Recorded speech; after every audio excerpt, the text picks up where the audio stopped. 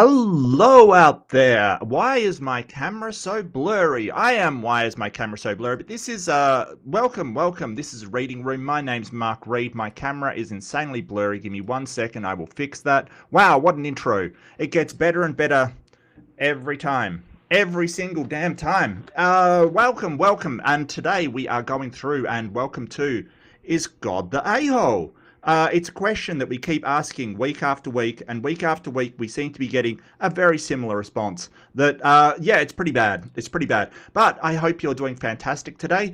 Today is my Wednesday. It may be your Tuesday, but it is my Wednesday. And hi, Stop the Stupidity right there in chat. First in, first served. Absolutely. Absolutely. So I've got some stupidity for you. Hopefully you can stop it. I would not be surprised. I would not be surprised. I find it. I have confidence in your ability. But welcome to everybody. I am doing fantastic today. Really want to get into it.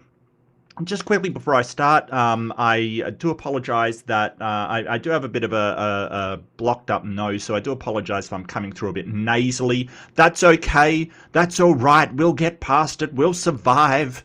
Probably, possibly. But first off, I do want to say thank you for joining me. And I do want to point out the comment of the week, which was just an hour ago, and it was a little bit glorious.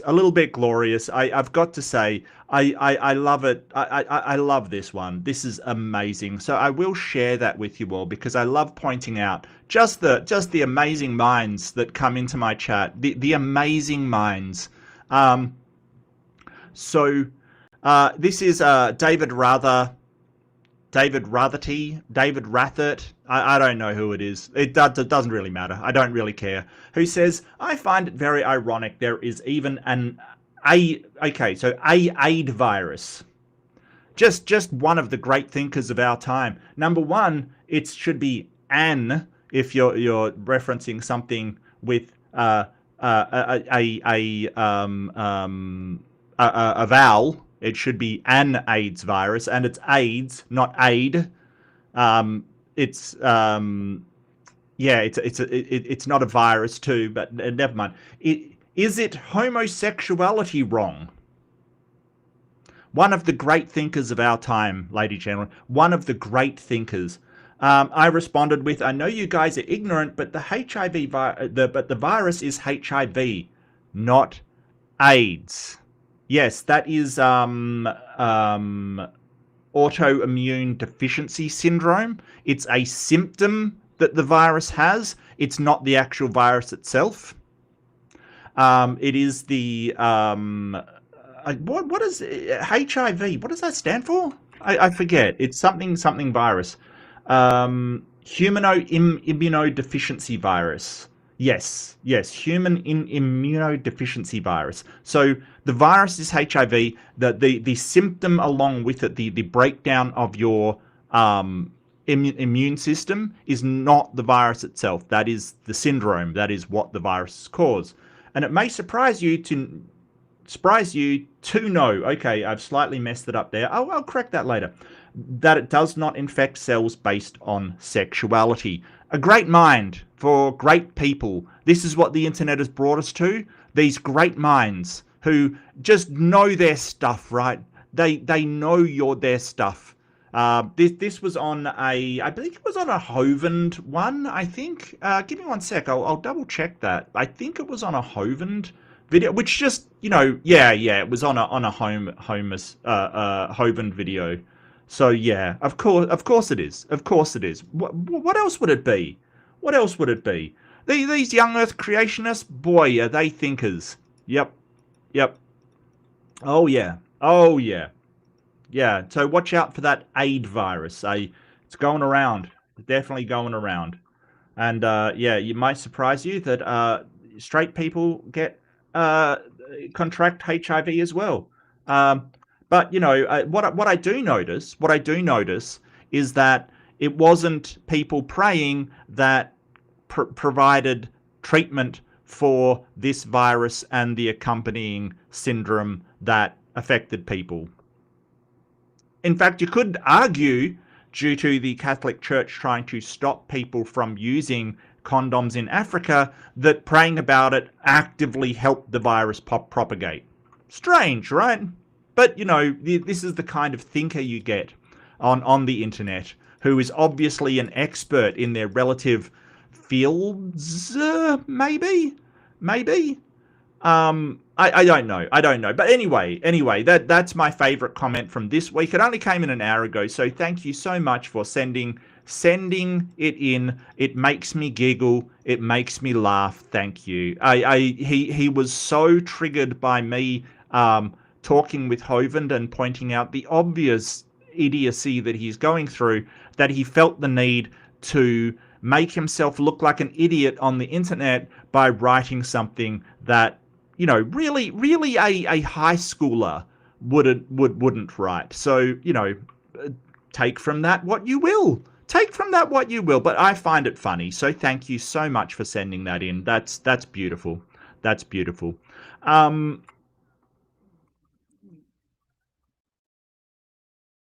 Just give me 1 sec, and I'll get up this the first one, because today we're doing Genesis 29 to 30, and we are following the troubles of Jacob. So, you know, I know you're a sinner and a heretic, whoever is listening, unless you're a Christian, and then you are a perfect person who is to rags, who is as is rags. But yeah, yep.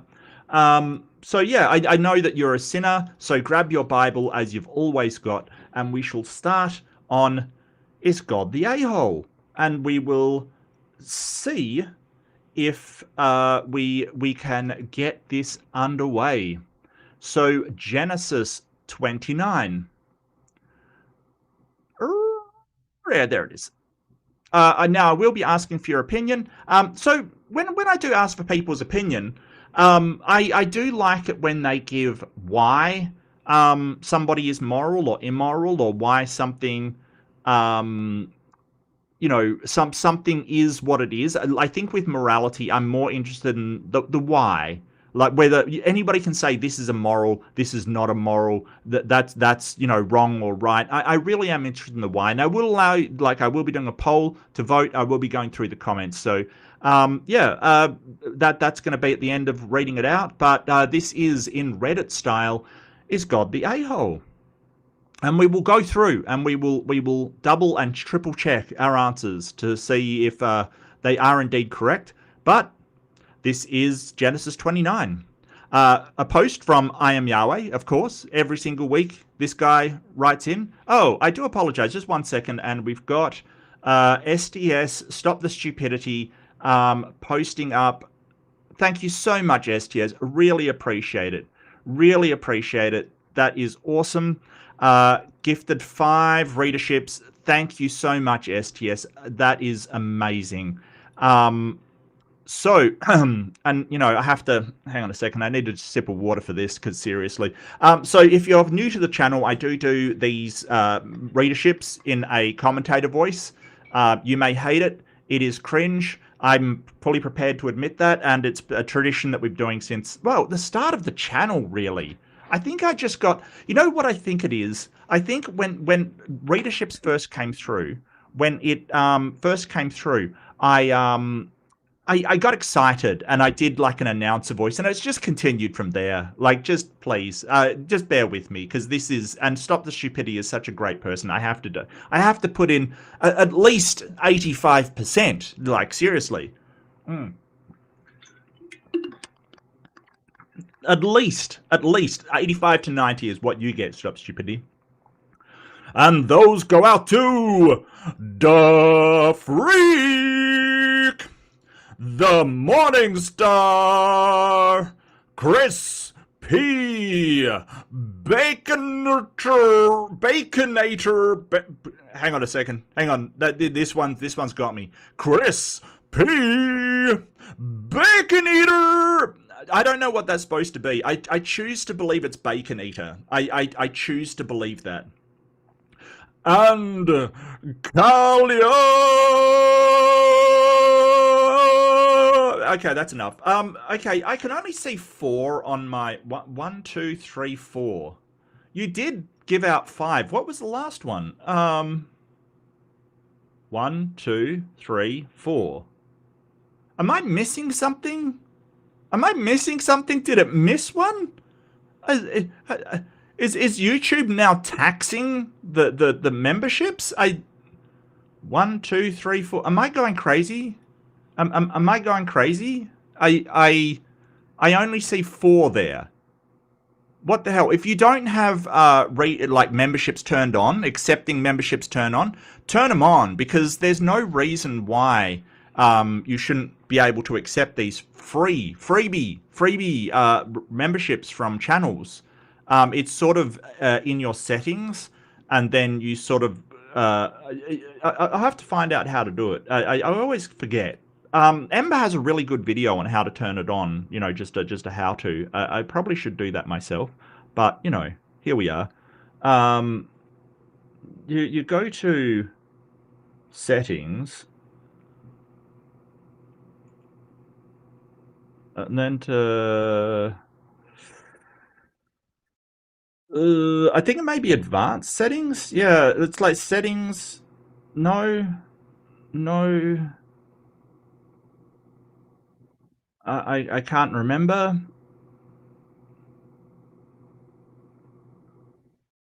Google mod team claimed one for themselves. Yeah, I know, right? What the hell? I'm gonna write Google and go, what the hell? Like, seriously, what's your deal? What's your deal? Don't worry, I'm gonna send something in for the support team. Seriously, don't, leave it with me. I will take care of this. I will write the angriest email. I will transform into a Karen and write them a vicious and condescending email demanding, nay, absolutely requiring that last readership. How dare they? How dare they? No, look, don't be outraged. I'm outraged on your behalf. Stop the stupidity. I am ropeable, as we say in Australia. Absolutely ropeable. This is unacceptable. Unacceptable. That's four. They tried. They thought we couldn't count, but we're atheists and we can count most of the time. Most of the time. Anyway, I will. Okay, I'll stop being silly. I definitely will send in a support ticket for that one, STS. That's ridiculous. Like, you can't give over money. Yeah, exactly. Yes. It's going to be, let me speak to your manager. Excuse me, I want to see the manager. No, it can't be you. You're too young to be the manager.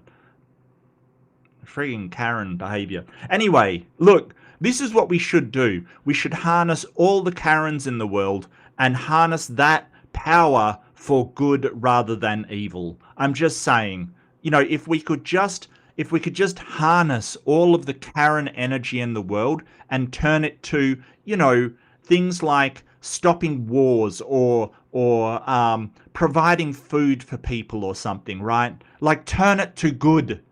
Turn it to the world of good. It could be a force for good. Anyway, but thank you so much, Stop Stupidity. I do apologize that YouTube can't count. I will be sending in a support ticket for that one. That sucks. That's just a rip off. That's not acceptable. That's not going to happen on my channel. Sometimes you get it, YouTube just isn't showing it. Well, that could be true, yeah, but I wanna make sure.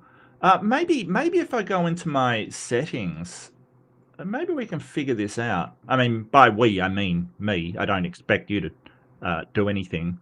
I don't expect you to do anything. It's okay. It's okay.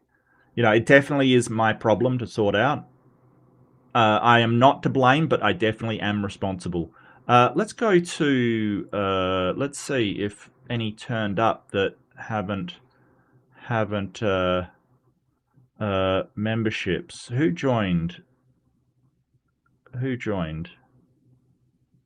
The Morningstar, Chris Baconator, DeFreak, Kalia. Oh, it was Robert X. Yes, it definitely, no, it was you, Robert, apparently. according to this. Yeah, you've got it. Like, look at this. Yeah, it was okay. So I got to do that one. It was Robert X. It was Robert X. That's the one that didn't show. There you go. We've solved the mystery. We have solved the mystery. Winners, winners, chicken dinners. Thank you so much. Enjoy your emotes and other benefits. There you go. Robert, it was you. You're the one. It did not show up. Yeah, you just got a membership, right? Yeah. Okay. I'll show what you. So yeah, I am looking at this and see you're the one that got it. Rejoined 0 days ago. So you're the one that got it. So yeah, congratulations. Congratulations. I figured it out. But you got the notification, but it didn't show up in chat, my friend. It did not show up in chat, and it didn't, notify me that you got it. So, yeah, that's strange. You did get the notification, did not acknowledge your presence in chat. It just ignored you completely. That is absolutely unacceptable, because I don't get to read out your name like an idiot. And I always like reading people's names out like an idiot, because hey, we're all here for it, let's face it. But you got the notification. I don't know if you got the notification, actually. I don't know. I don't know. The Freak got a membership? Yeah, it's an unjust world, Dr. Kip. It's an unjust world. I know what you mean. The Invisible Man. All right, well, I'll take your word for that. I'll take your word for that. Okay, so Genesis 29. Fun times. Fun times. It's a bit horrific, but let's go. Let's do it. Was I wrong for allowing my best friend's son to be tricked into marrying the wrong woman?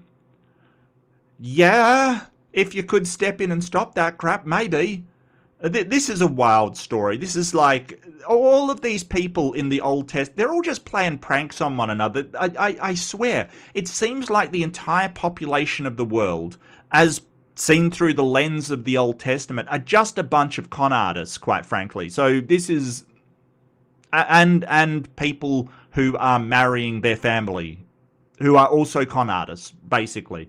So my best friend's son, Jacob, had arrived in a new region after leaving home when his brother was angry at him. If you remember, that was Esau, who he conned out of his birthright, because apparently everybody in these times were just conning one another. He arrived in the land of the eastern peoples and asked after Laban, his uncle. The people directed him to Rachel, who was Laban's daughter, and yes, technically his cousin. Yeah, you probably know where this is going, right? You probably, after Abraham and Isaac, you probably know where this is going. Rachel brought him to her father, Laban, who was his uncle, and Jacob ended up staying there. Over time, it became clear he wanted to marry Rachel. Like you do. Like you do. Like you do. You meet your cousin, you want to get married to her, normal stuff. Normal stuff. So he agreed to work for Laban for 7 years in exchange for her hand in marriage. The arrangement was straightforward, and the time passed quickly because of how strongly he felt towards Rachel. Yeah. So, work for 7 years for your cousin's hand in marriage? Of course. I do have to say, though, that this family tree is looking more like a stump. It really is. Like, Abraham was married to his sister, Isaac was married to his cousin. At this point, it's getting pretty noble. Should I say it's getting pretty regal, the way that their interbreeding is going. At the end of the 7 years, the wedding took place, but during the night, Laban substituted Leah, Rachel's older sister, in Rachel's place. Oh, the old daughter switcheroo. Yes, if you can't marry off your daughter, what you do is you promise your better daughter, or your more desirable daughter, to the guy, and then do the good old switcheroo. Once he's broke, you break it, you bought it. That's basically what happens. I mean, this is a terrible story, and I feel uncomfortable even reading it out. But this is apparently the shenanigans we're getting up to in the ancient Near East. That is apparently the ancient Levant, just full of shenanigans, like the old sister wife trick and the old daughter switcheroo. Yes. Wow. Okay. Sure. Good one, Laban. Hilarious. Jacob didn't realize until the morning. He confronted Laban, who justified it by appealing to local custom and saying that the older daughter should be married first. Well, you think that's something he probably should have mentioned before he did the old switcheroo. But no, apparently not. He's just going to do the old switcheroo in the night. You're now married to the wrong daughter. Yeah, of course. You know, I hate it when that happens. Then Laban offered Rachel as well in exchange for another 7 years of work. Look, this workplace agreement is getting worse and worse by the second. Like, seriously. You work for 7 years, then your uncle does the old switcheroo, and then he goes, well, you've got to work for another 7. 14 years this guy's laboring away.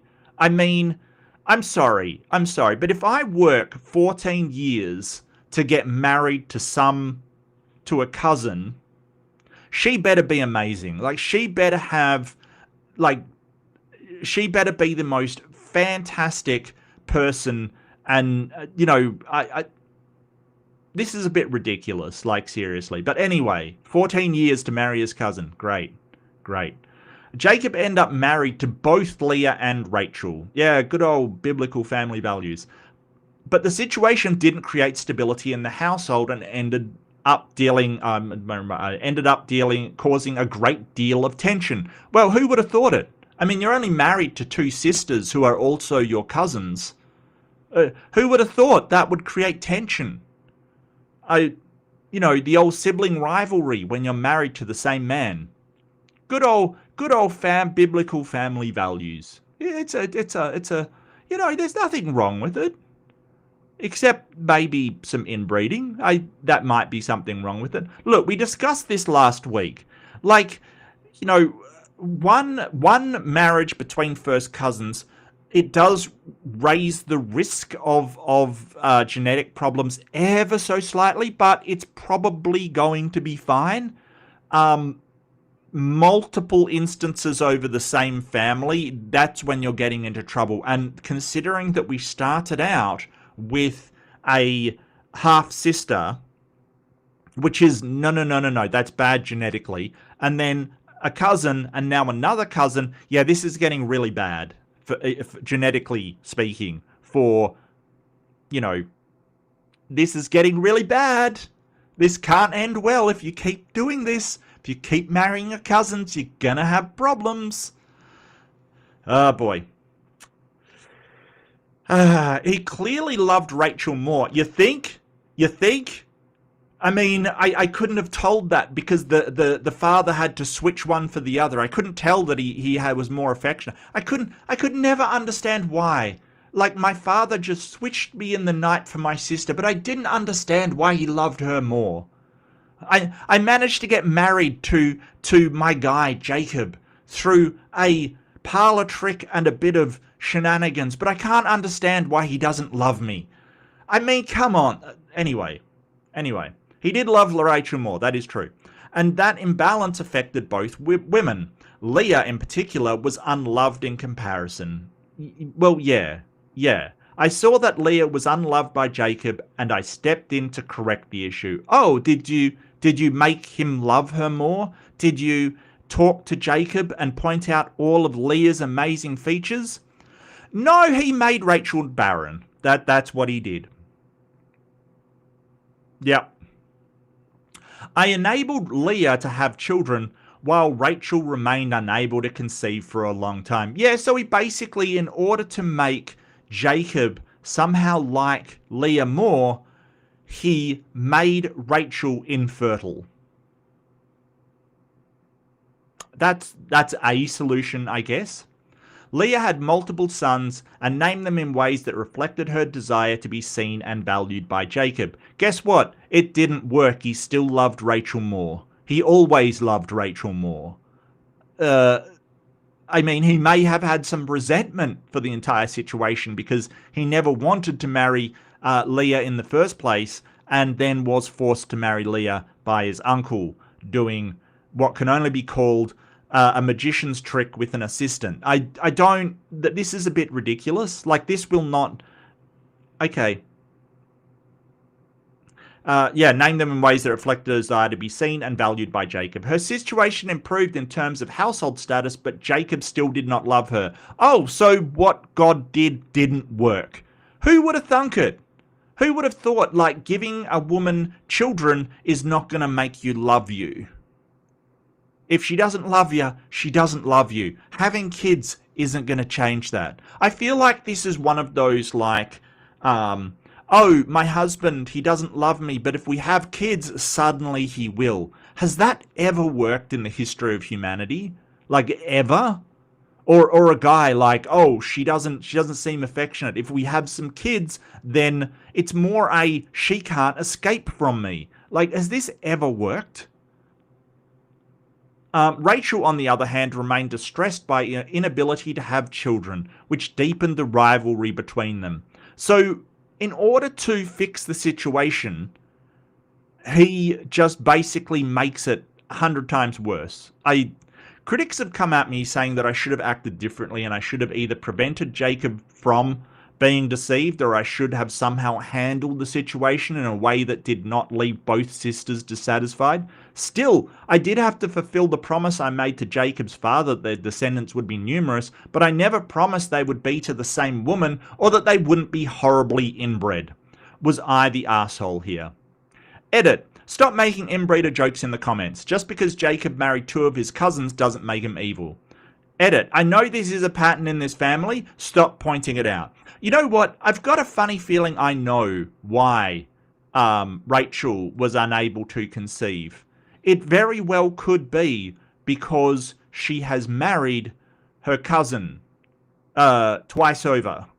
Because, or really her cousin once and twice removed, and then 3 times removed. Like, I mean, it is ridiculous. Jacob is her cousin, so his mother was the sister of her father. Also, his grandfather and grandmother was the grandfather and grandmother of Rachel.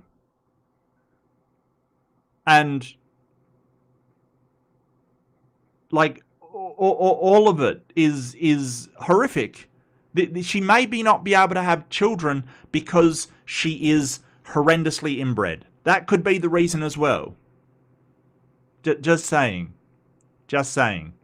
But anyway, I think that, is he the arsehole for doing that? Yeah, pretty much, yeah. I mean, like, why, you know, this isn't a zero-sum game. You're basically trying to make Leah more desirable to her husband by basically cursing her with extreme fertility and her sister with just completely unable to have children, just complete infertility.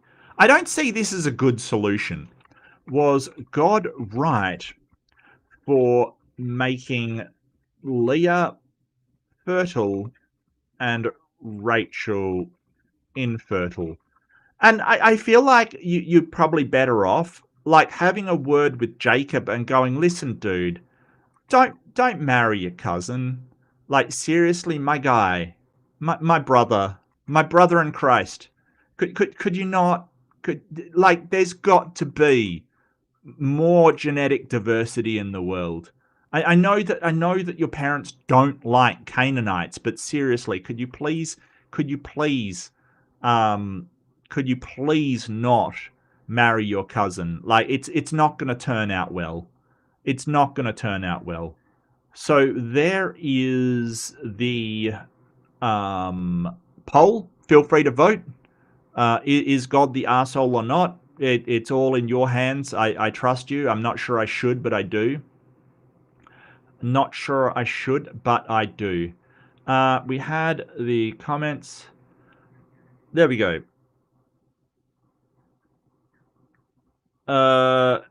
Roman Catholics exposed us. Mark, is a lack of belief a formal definition of atheism or just a Reddit definition? It's not a formal definition. No, it's a normative definition, which means that that's one of the so definitions are just usages. They're not prescriptive. We have multiple usages for multiple different words. It's not a problem. Personally, I subscribe to sort of a more philosophy orientated one, but I don't care as long as I know what people are asking. It's totally fine. It's totally fine. Jinx, hey Jinx, but good to see you. Roaming Catholics exposed. Okay, what a weird name, but sure. Jinx says he didn't make himself look like an idiot. He just removed all doubts. Well, yeah, that's true. Answer to the question, yes. Next. Yeah, but I do like to go through and see what the character of God would be like if he sent in a Reddit post onto, am I the arsehole? What it would have been like. It's a question. You broke YouTube again. Yeah, I 100% blame you. Stop the stupidity. Like YouTube's been going really weird for a while now. Really weird for a while now. And hey, Robert, good to see you. Congratulations on getting the readership. Well done. Karen power, the new form of energy. Yeah, basically, yeah. It's some of the stuff that I see is just so wild, But I think they call a male version of a Karen a Kevin kind of thing. 1 million Karens yelling at a manager could provide enough wind power to supply all of Australia. Yeah, absolutely. I don't know. I don't know what it is. I think it's like a lot of these people, they kind of have had sort of power all their lives through their work, through certain circumstances, and when they become older, people listen to them less and they can't deal with it. Let's see. I'm the invisible man. Well, for an invisible person, you're very visible. I can put you on the screen. So you're the worst invisible man I have ever seen, Robert. The worst. Absolutely the worst. I'm joking. I get what you mean. You didn't get the membership on screen. Dr. Kip says, we all have our shtick. Mark says people's names funny. I do, Dr. Kipe. I wield power tools on screen while I'm drinking. That sounds dangerous to me. I hope you're being careful, because that sounds very dangerous to me. Power tools and alcohol rarely mix. Mind you, I mean, the times where I've worked on site has been, my father was an electrician, so power tools and drinking was the least of your problem if you wanted to drink at work. It was more drinking and electricity that don't mix, because you make some pretty questionable decisions when you're very, very drunk. But hey, you do you. Jinx says, sounds as if we made it to the stripy sexy sticks. Well, yeah, look, if you want stripy sexy sticks, you will be getting stripy sexy sticks this episode. I will not lie. Your stripy sticks are just coming. They're coming. Just hang in there. Hang in there. The people preempting my stripy sexy sticks, absolutely. Who paid the dowry? I'm not sure if dowry was a thing. So usually in, I think, sort of feudal times, a dowry was basically the material goods that a woman had accumulated in order to make her more desirable to be taken off your hands and provided for by a man. But I think maybe during this time it was more you had to buy the woman as a good kind of thing. So that's why Jacob just couldn't, fall in love with Rachel, have a good relationship, and then be married. No, you've got to offer her father something, because, I mean, that's his possession, right? Robert says, want to marry? Work for it. Yeah, yeah. Oh, look, I couldn't imagine. Like, could you imagine a terrible father-in-law and then you have to work for him to marry his daughter? That sounds awful. Hey, Lindsay, good to see you. Good to see you, Team Nancy as well. Good to see you. Always on the lookout for a future ex Mrs. Hamilton. Right, right. But you just keep in mind, you got to work 7 years for it. So just keep that in mind. So if you are thinking of leaving your next wife, be aware, you should probably take some leave from your current job because you'll be working 7 years for the next one. Robert says, did the part of the Bible play in Alabama? Too harsh? Look, I figure that Alabama is referred to inbreeding. Look, I did not know that the Abrahamic family was so in the family, if you get what I mean. I did not know that until I started this series. It's something that obviously Christian people do not talk about, that Abraham was kind of inbred. What do you mean kind of? Well, I mean, we don't know about Abraham, but definitely Isaac was really inbred. So was Jacob. It's getting a bit ridiculous, to be honest with you. Like, it really is. This is not good. And Kip says the ancient world was terrible, kids. Yeah, absolutely. Absolutely. I get what you mean. And yeah, I guess here we say, hey, we don't do presentism. We don't judge these people for what they did, because they were doing what they knew to be right, what they knew to be correct. Their knowledge was limited. They didn't understand about genetics. Totally get it. Totally get it. We can look back and say, hey, that was terrible. We don't blame these people for it. But I think from an atheistic point of view, if there is a God, as keeps being claimed to me, he should know about genetics, right? A God should know all about the problems caused by marrying your cousin. The question is, why did he allow any of it to happen? Well, I think it's because there is no God. But, in some way, the theist is the one, or the Christian is the one, or the Jewish person is the one to have to account for why God didn't tell them, hey, you might get some interesting kids out of this. Robert says, not that the modern world is always better. Look, compared to the ancient world, the modern world is so much better. Like, seriously, there's no comparison.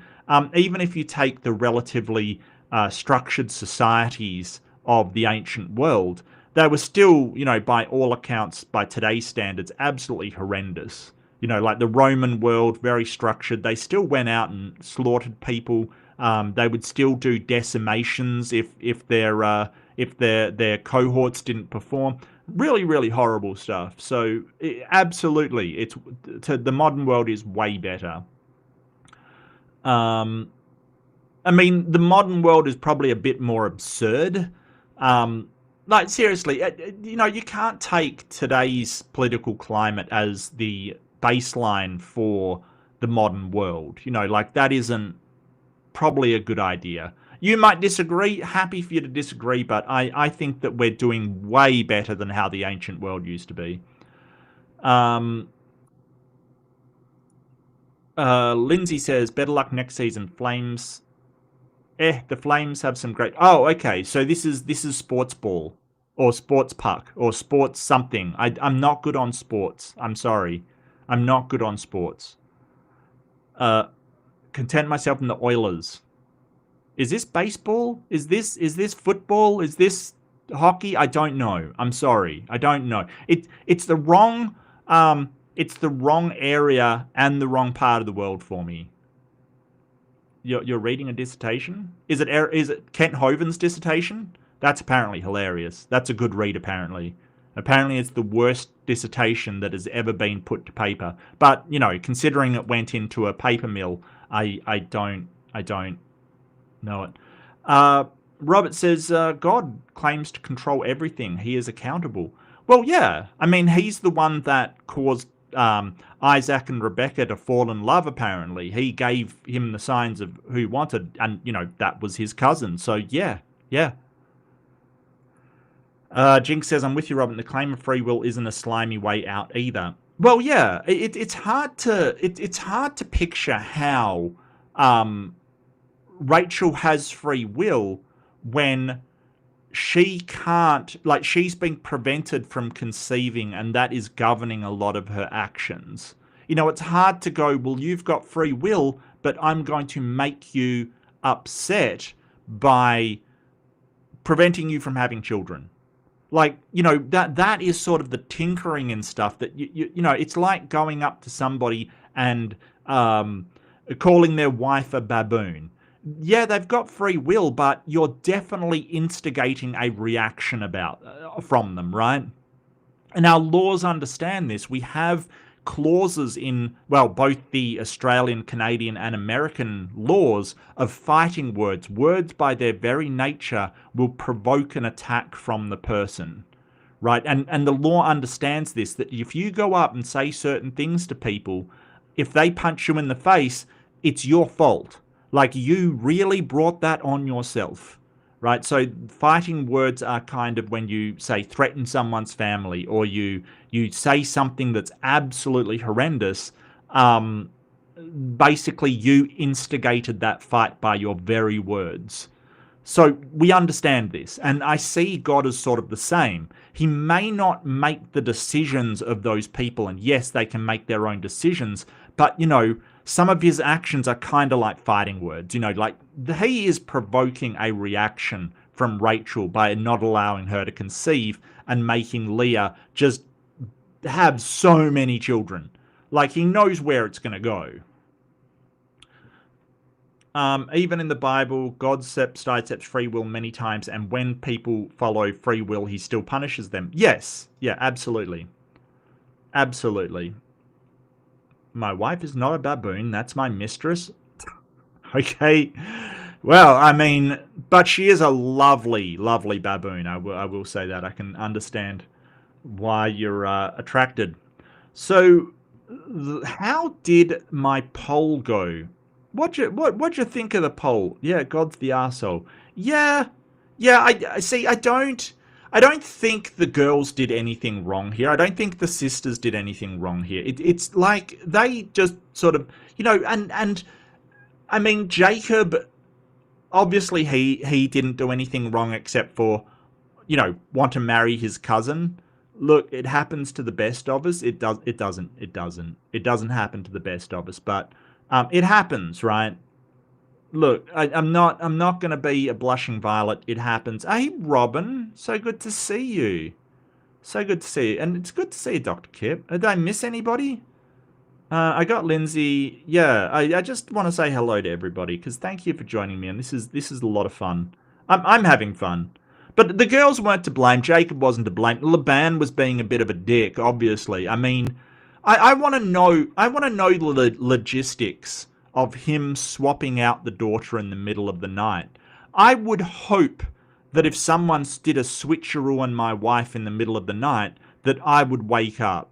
Like, I want to know the logistics of this. I want to know, was it like a magician's trick, and he had like he dug a chute somewhere that he could just, you know, come into the tent, and, you know, this might have all been prevented by a bell on your tent flap or something, you know, like, or something like that.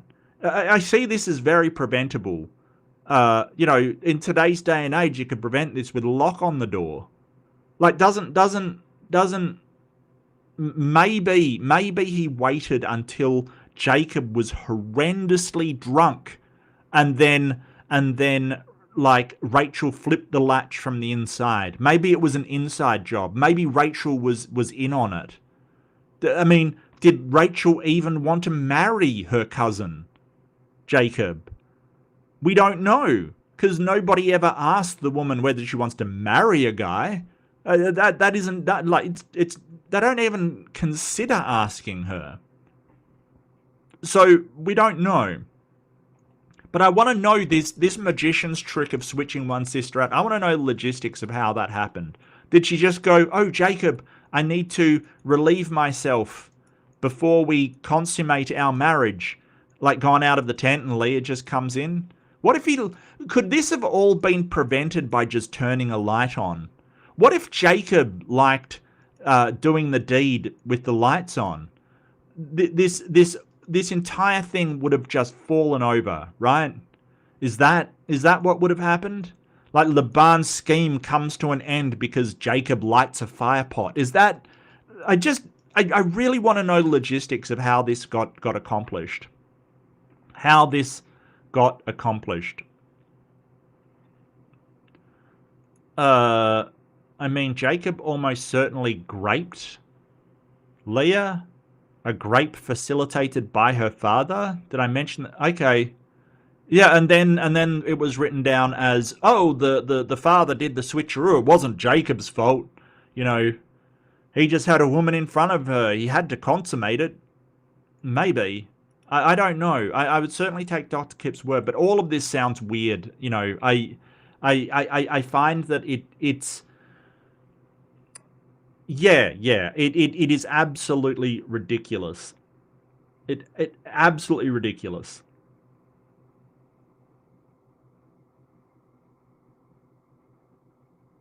But I will move on, and we will get to Genesis 30. We're moving right along.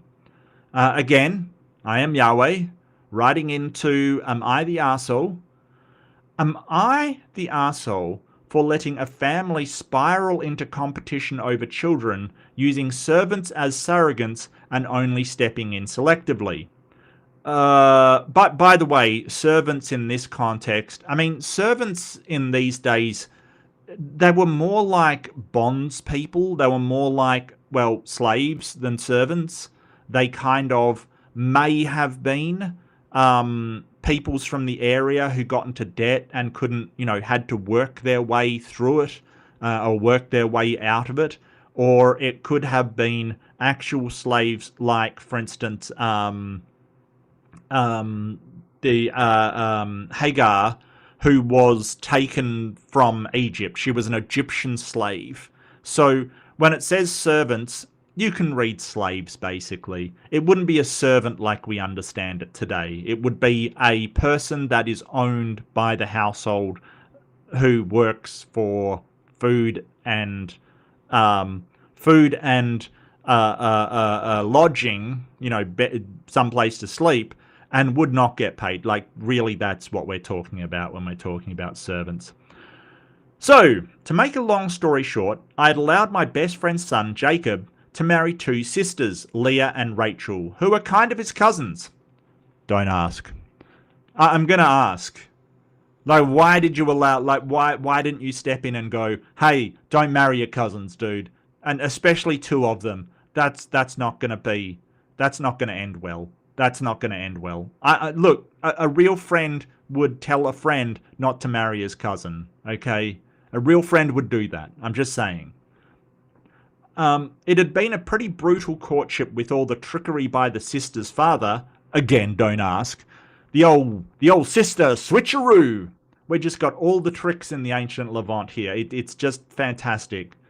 The old sister wife scam. The old sister switcheroo. Ah, they just love it. The Abrahamic line just love playing the old pranks. But it was evident that Jacob loved Rachel more than Leah, which was causing discord in the household. Oh, so the amazing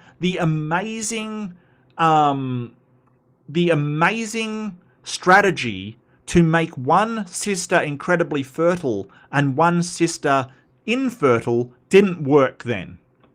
Who would have thunk it? Who would have thunk that having children wouldn't sort out all their problems? Amazing. Incredible. Who would have thought it? Apparently God would have thought that making children would sort out all of their problems. But never mind. Over time, the situation escalated because Rachel was unable to have children at first, while Leah kept producing children like a horny rabbit. Yes, she did. The Bible is very clear about that. She was just yeeting them out. It was crazy. Absolutely crazy. Rachel became deeply distressed and confronted Jacob, essentially blaming him for the situation. Jacob pushed back, pointing out that he wasn't me and this wasn't something he controlled. So instead of fixing the situation by having Leah have tons of children and Rachel none, instead Rachel is now going to Jacob and blaming him for it. Wow, great strategy, God. Great strategy. Yeah, so now you've got her angry at her husband because she can't have children. It might be the inbreeding, Rachel. I hate to break it to you. It may be the inbreeding, darling. You gotta sort that shit out. You really do. Like, seriously. Leave your man. Go marry someone who is not your cousin. That is the best advice I could give to her. Over time, the situation escalated. Yeah, we did that. Sorry. So in a misguided attempt to resolve the situation, Rachel gave her servant, Bilhah, to Jacob so she could have children through her. And keep in mind, this is a servant, probably a slave, who had absolutely no choice in the matter. So this is good biblical family values, if ever I've heard it. If you are having problems with your fertility, go to your indentured servant / slave and force her to have children with your husband on your behalf. That is obviously the moral thing to do, right? Right? God, these biblical characters, they know what's up. They know what's up. Look, the weird thing is, just aside, the weird thing is how people and Christians today have a massive problem with surrogacy. And like throughout the Old Testament, the Abrahamic line is just full to the brim of surrogacy. Probably because they were having trouble having kids. Probably because they were inbred, I would imagine. This was the same thing that their grandparents had done, but again, I didn't intervene to stop it. Yeah, they had done this before.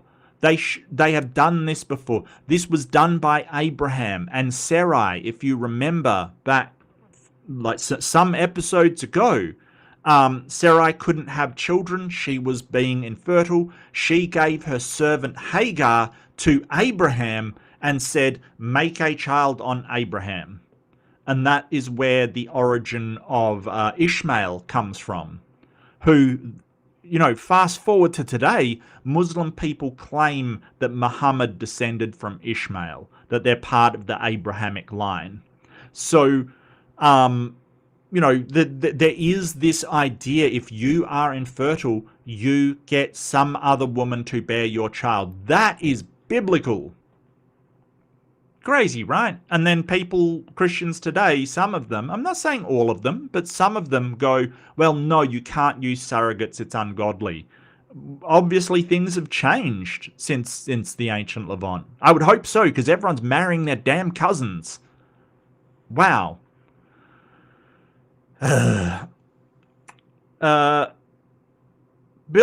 Bilhah had children, and Rachel claimed them as her own, interpreting their births as some sort of validation. Yeah, I mean, that is the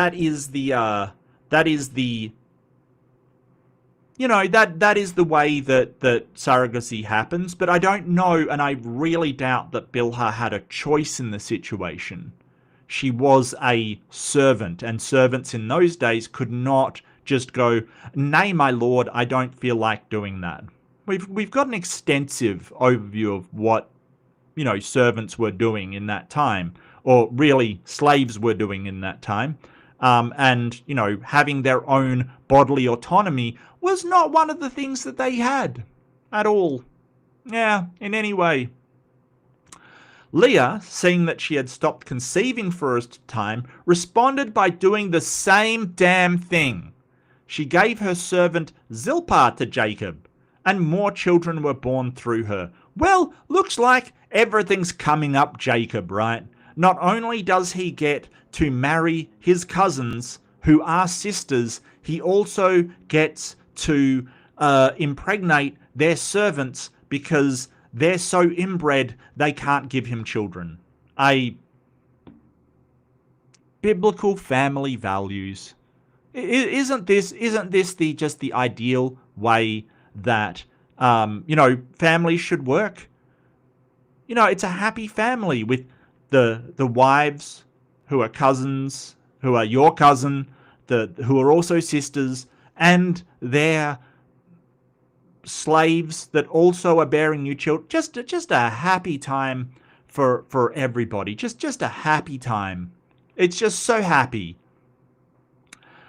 At that point, the entire household dynamic had fully shifted into competition through offspring. Children were no longer just part of family life, and they quickly became markers of status, validation, and rivalry between the sisters. Yeah, I can imagine. If you're sisters, and there is always some sort of sibling rivalry, right? We see this all the time between brothers and sisters. There is always this it's almost like competition, at least slightly, right? Like just a competitiveness between brothers and sisters is not unusual in the slightest. It's just one of those dynamics. So you would expect a god to know that, and to know giving one sister all the children, like just tons and tons and tons and tons of children, and giving the other none is going to cause problems. Like, you would expect a god to know that. But apparently, he doesn't. He just doesn't, you know. Just has no idea. Just completely clueless. Just, oh, why didn't that work? I wonder. There was a smaller but telling moment when Leah's son found mandrakes, which were believed to help with fertility. Guess what? They don't. That's an old wives' tale. Do not have mandrake to help with your fertility, okay? It is a toxic plant. Do not. And we've done scientific studies. It doesn't help with fertility at all, okay? This is a myth. Like most of this book, it's a myth. It doesn't help. Don't do it, okay? It's actually toxic and can be very harmful for you. Don't eat mandrake to help if you can't have children. You know, it terrible.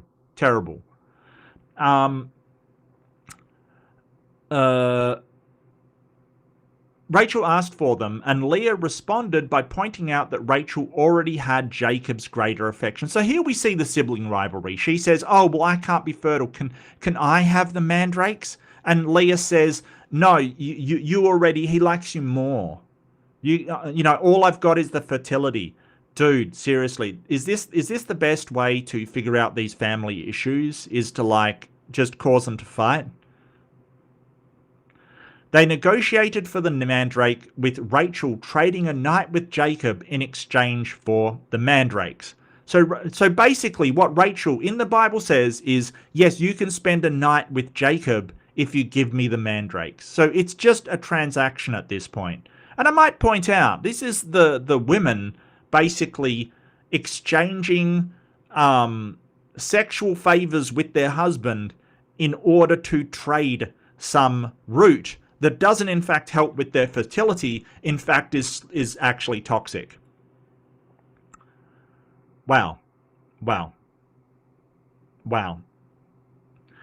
With some people blaming me as the instigating factor when I gave children to Leah, but not Rachel. Yeah, and presumably a god would have known how it worked out, and a god would have known that mandrake does not help your fertility and in fact will probably make you very, very sick.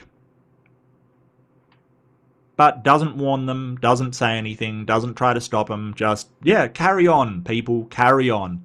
You know, keep marrying your cousins, keep eating that mandrake. What could possibly go wrong? What could possibly go wrong? After that, Leah conceived again and had more children.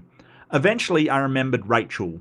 Even though I'm omniscient and should not have forgotten anything, to have to remember it. And I'm not even joking about this, okay? This is what the Bible says.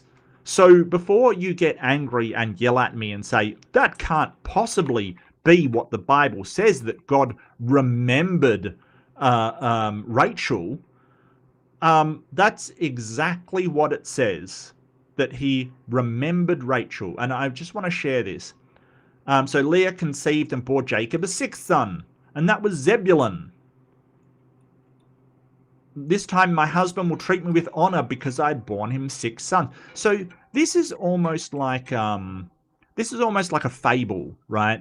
It's sort of, what's the moral of the story here? That's how I feel about these stories. It's almost like a fable. It's kind of, you know, I think the moral of this story is no amount of sons will get you your husband's love if he doesn't love you. And I think that that's, I mean, is it the best message? No. Is it a message for a fable? Sure. You know, because I born him 6 sons, he's gonna treat me with honor. Guess what? He doesn't. Sometime later, she gave birth to a daughter and named her Dinah.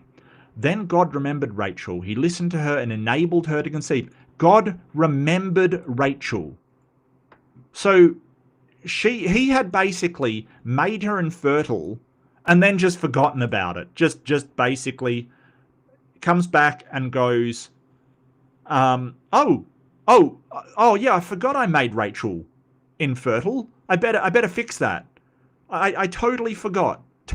Where's my mind? Like, I really feel sorry for Rachel here. She's absolutely devastated because she's infertile. It can be, you know, if you are a woman and you're really looking forward to having children, and hey, more power to you. I've got no problem with it. You know, you are really looking forward to motherhood and you find out you're infertile. That is devastating. I totally, like, I'm not even joking. That is devastating. But it's weird for this book to point out that a god made this woman infertile, then completely forgot about her, like just forgot that he made her infertile, and then remembers her and goes, oh yeah, I should make her fertile again. Yeah, I forgot about that poor girl. Yeah, I mean, seriously, this is the omnibenevolent God forgetting about the woman he made infertile, then remembering and then coming back. I remembered Rachel, even though I'm omniscient and should have not forgotten anything to have to remember it. Correct. How does an omniscient being forget about something? I have no idea. She gave birth and enabled her to conceive as well. She gave birth to Joseph, and she saw her fertility as relief from her long-standing shame. I messed that up when I wrote it, so I do apologize. She saw her fertility as a relief from her long-standing shame. Yeah, I don't think children is going to, like, it's alternatively, you could go to Jacob and you know, or his followers and say, do not shame her for not having children. Everything is as I wish it to be. Like, why not instruct you, instead of, like, you know, going, oh yeah, I'll allow her to have children then. Like, you could just tell them, don't shame this poor woman. But no, that's too hard apparently. Meanwhile, Jacob's relationship with his uncle and father-in-law, yeah, that's the same person, Laban, also became more complicated. Jacob wanted to establish his own household and asked to leave. Laban wanted him to stay because his presence had a beneficial effect. Oh, I missed out effect. They struck a deal over livestock, with Jacob taking the less favourable animals, or at least that was the initial agreement. So we've got a little bit more of shenanigans, some ancient Levant shenanigans coming up here. Jacob then used selective breeding techniques to increase his own share of the flock. He agreed to take only the striped livestock, and somehow he mated the strong animals in front of branches to make striped offspring, ensuring he got the strong ones. This doesn't make much sense, but in the end result was Jacob having strong and healthy stock, while Laban got the weaker animals. This is, hilariously, this is how they thought genetics worked. So what Jacob did is he got the strong animals. He basically said to Laban, they agreed, hey, you take the speckled and striped livestock, I will take the others. So he took the strong ones, which weren't striped, and bred them in front of striped branches. And apparently that made their offspring come out striped. I wish I was joking about this, but I'm not. Right? I'm not joking about this. Hang on one sec, I'll show you. Agreed. He removed all the male goats that were streaked or spotted, and all the speckled or spotted female goats, and those were the ones he was to keep. Jacob, however, took fresh cut branches from poplar, almond, and plane trees. So Laban's trying to cheat Jacob by removing all of the the goats that he should get, and then put a 3-day journey between himself and Jacob, right? He took fresh cut branches from popular almond and plane trees, made white stripes on them by peeling the bark and exposing the white inner wood of the branches.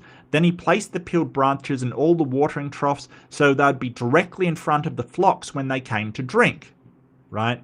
When the flocks were in heat and came to drink, they mated in front of the branches. Okay, so this is him basically going, hey, I put striped branches in front of the mating goats, and they bore young that were streaked, speckled, or spotted. So this is somehow, apparently genetics back then worked, that if you put goats in front of striped branches, they would come out striped like the branches. I've got to say, this is not how genetics works. Jacob set apart the young of the flocks by themselves, made the rest face the streaked and dark animals that belonged to Laban.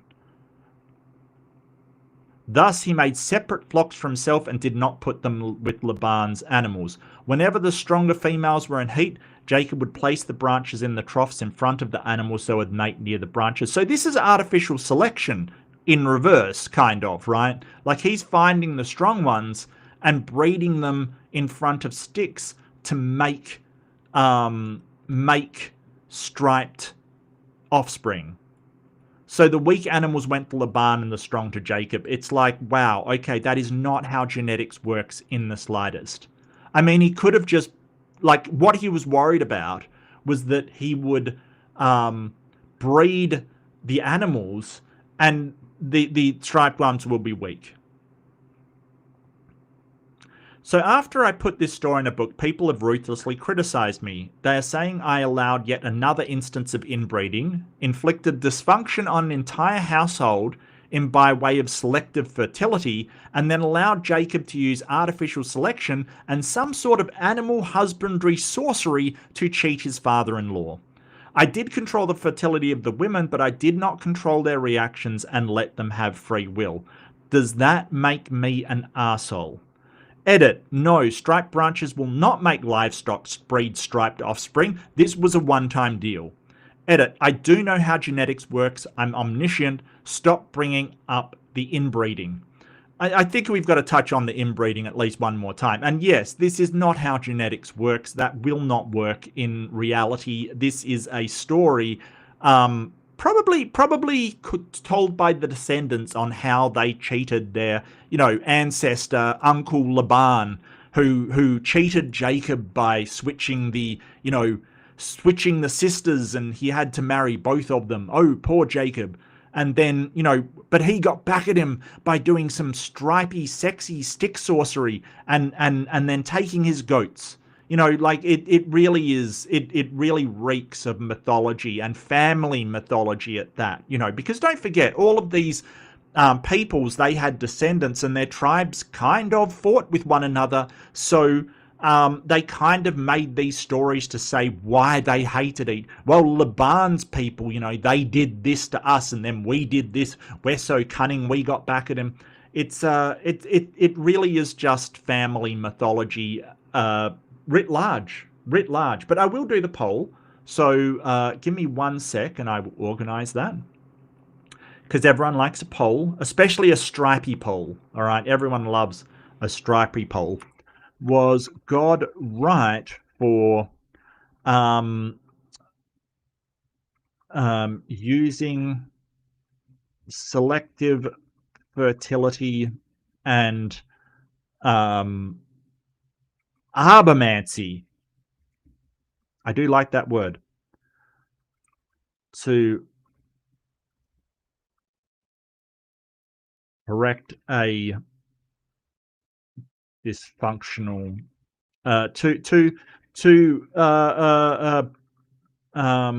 enrich a family. Wow, yeah, the old arbomancy. Because I mean, if you want to say that Jacob did this with the striped sticks, as the Bible says, then you've got a problem. because obviously using striped sticks to make striped offspring is not how nature works, right? So that is obviously is not a natural thing. It's not something that happened by nature. Now, either it could just be a, sort of a legend, a family legend kind of thing that's been mythologized, or was it, because if it was magic, does magic actually exist, or was it God that did it? Was that God that did it? The text seems to be silent on that matter. That seems to be silent on that matter. But I will get to the comments, and I do realize there's a little bit of a discussion going in the comments. I will certainly weigh in on that. I will certainly weigh in on that. I will get to it. I do realize that. But thank you for your input. Thank you for your input. I really appreciate it. I'm sure everybody does, maybe. Let's see, where were we at on the comments? Commenting. Oh, there is a lot of stuff in there. Okay. Dr. Kip writes, the texts are very often ambivalent about the distinction between debt slaves and chattel slaves. Yes, and I do realize that. I think for my mind, the sort of the same word is used for later in the text in Leviticus and Exodus. For the same word is used for slaves from other nations that you can pass down to your descendants, and the Israelite slaves that were more like indentured servants kind of thing.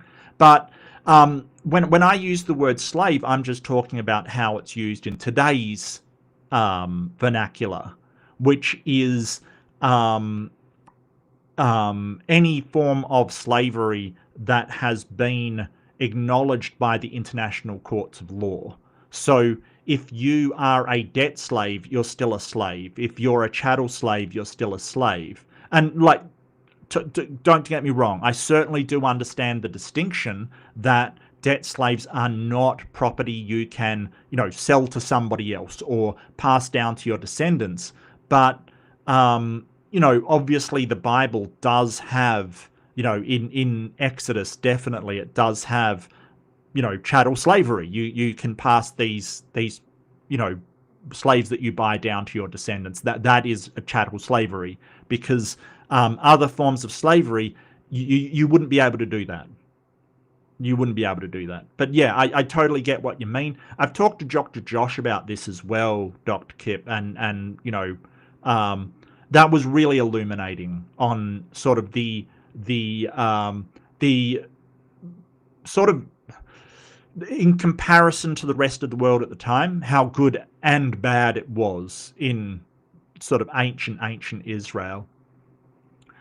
Is God supposed to meddle in every choice that man makes? Well, no, but he sometimes, I don't get why he meddles and makes it worse, like in the story that we're reading, or why he meddles in some choices that aren't even that significant, but, things like inbreeding, he doesn't stop. It's a big problem. Yeah, grape still happens today. It sure does. Yes. And hello, Big Nick. Thanks for joining us. Oh, my program's broken. I don't know why. Okay. Oh, now it's working. All right. Well, there you go. Robert says, should he meddle at all? Because he does, or used to do, a lot. Yeah, and this is definitely, Robert's touching on a really good point here, that in the Old Testament especially he would turn up to guide people all the time, right? He would appear in dreams to King Abimelech to sort of say, hey, this is the situation. He seemed to do it all the time to people that weren't even prophets. Like King Abimelech was definitely not a prophet in any way, but he still got a dream to guide him to treat Isaac a certain way. All of this stuff is where God used to appear all the time to a lot of different people, but doesn't anymore. And these incidences of God appearing is less and less and less. The more we get ability to be able to record or observe the world around us, the less he seems to be appearing. So it's a bit of a weird thing that his meddling is so selective and so non-existent these days. It's a bit weird, that's all. God is a non-meddler. Lol. Yeah, I think I would dispute that.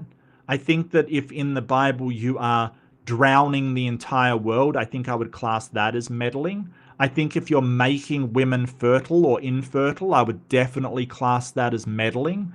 I think that if you are sort of telling people that they will have numerous descendants like the stars and they will own all the lands around them, I think that would be meddling. I really think that, I really think that meddling is absolutely there. But, how do we know that it was actually God? How do we know that it was God doing that and it wasn't just some guy saying, hey, God said this, when they're trying to bring it, that's their goal in the first place. The Big Nick says, not my place to tell God what he what he should or shouldn't do. I just don't see how any of this story reflects on God so far. Well, it's because there's certain outcomes we can predict from certain actions. And if you're doing this, if you were human, it would be a horrible thing to do, morally speaking, right? If I meddled in somebody else's family, made one of them infertile, and I get what you're saying, Nick. I get what you're saying. You're basically saying, hey, special pleading, God isn't subject to any of that. God's always moral. Yeah, I get that. But then I really push back and say, well, you're not getting your morality from God, because God does all kinds of random things that, humans shouldn't do. So where's your morality coming from at that point? Is it coming from what the Bible says? Because the Bible says that, hey, it's fine to marry your cousin as well as, if they're sisters.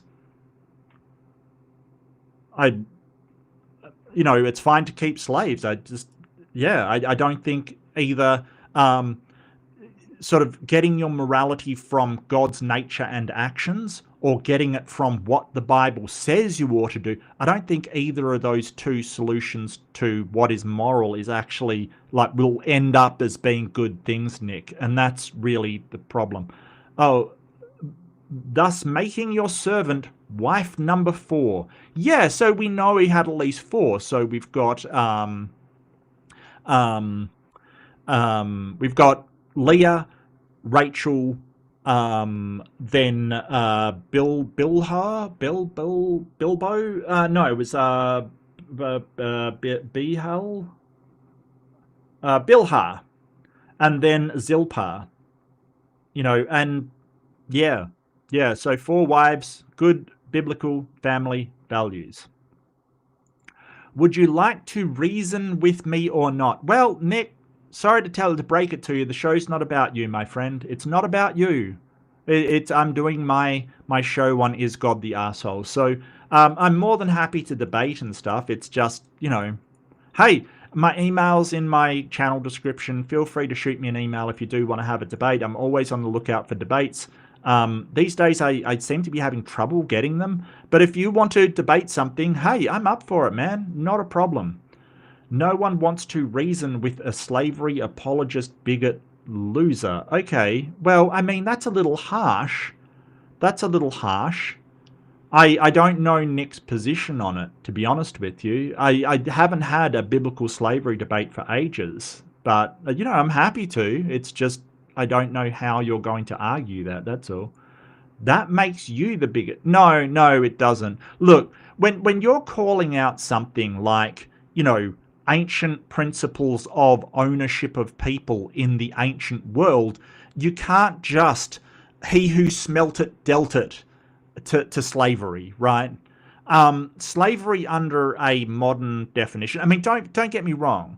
The people back in the ancient days, they didn't see it as slavery, right? That's a modern concept. That's what we call it in a modern thing. At the time, it was just normal. So we don't judge them for having slaves or owning slaves. They didn't know any better. That was just the norm at the time. That was their cultural understanding.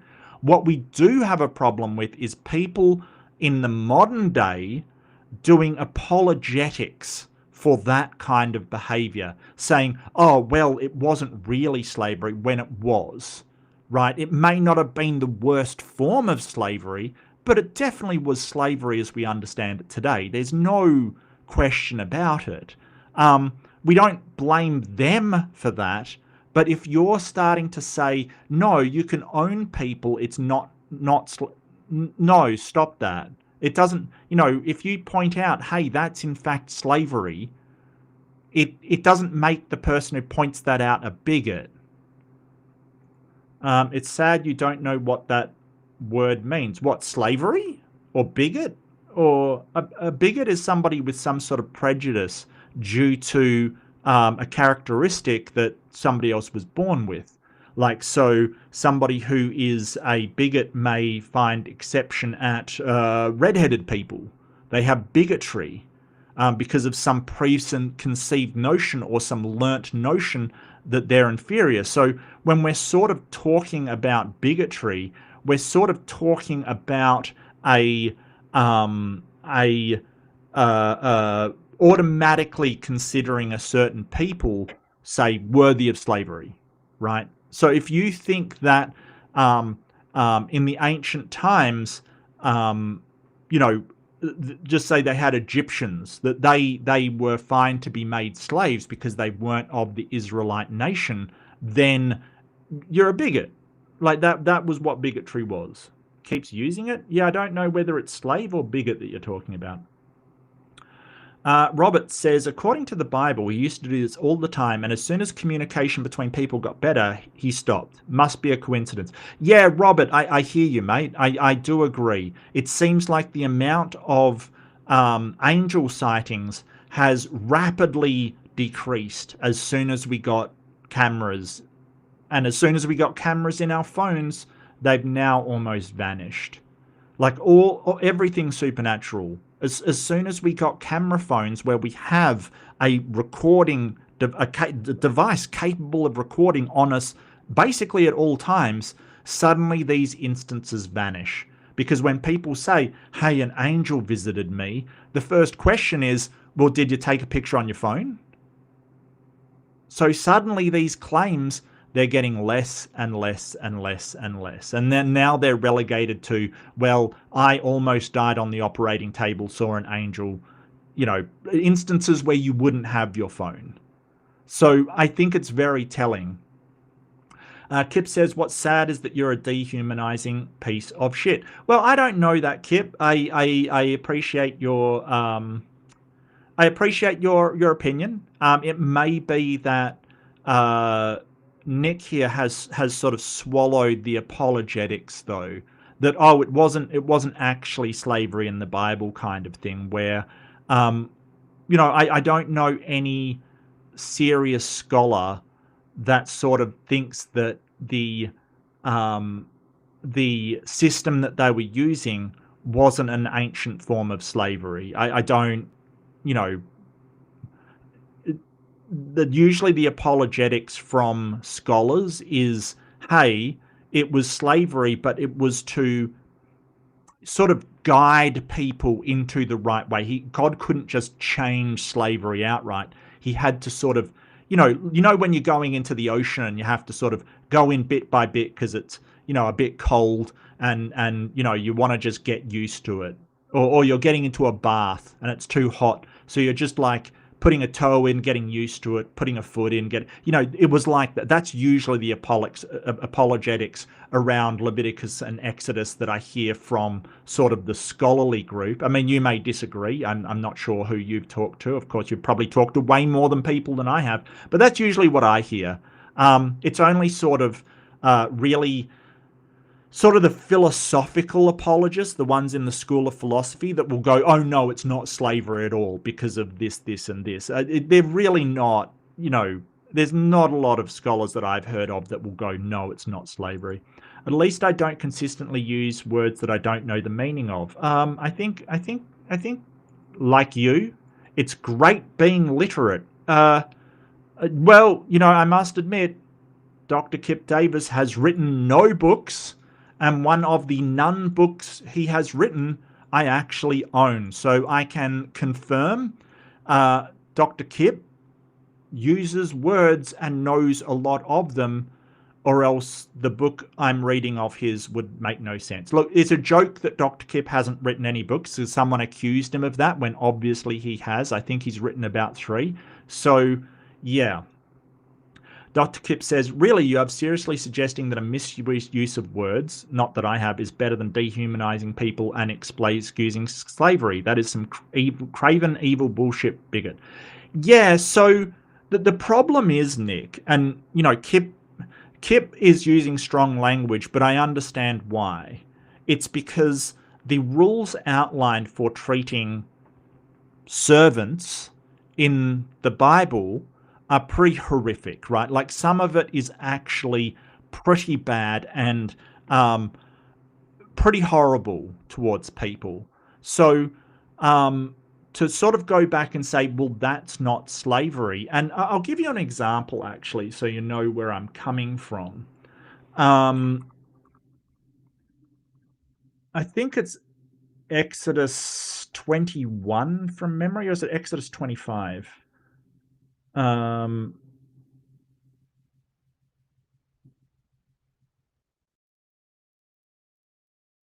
It might be 25. I keep messing up the one about your slave being gored by a bull and your slave being... no, I think it's Exodus 21.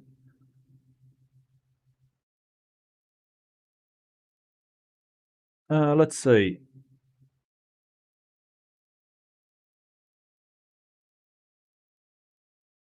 Okay.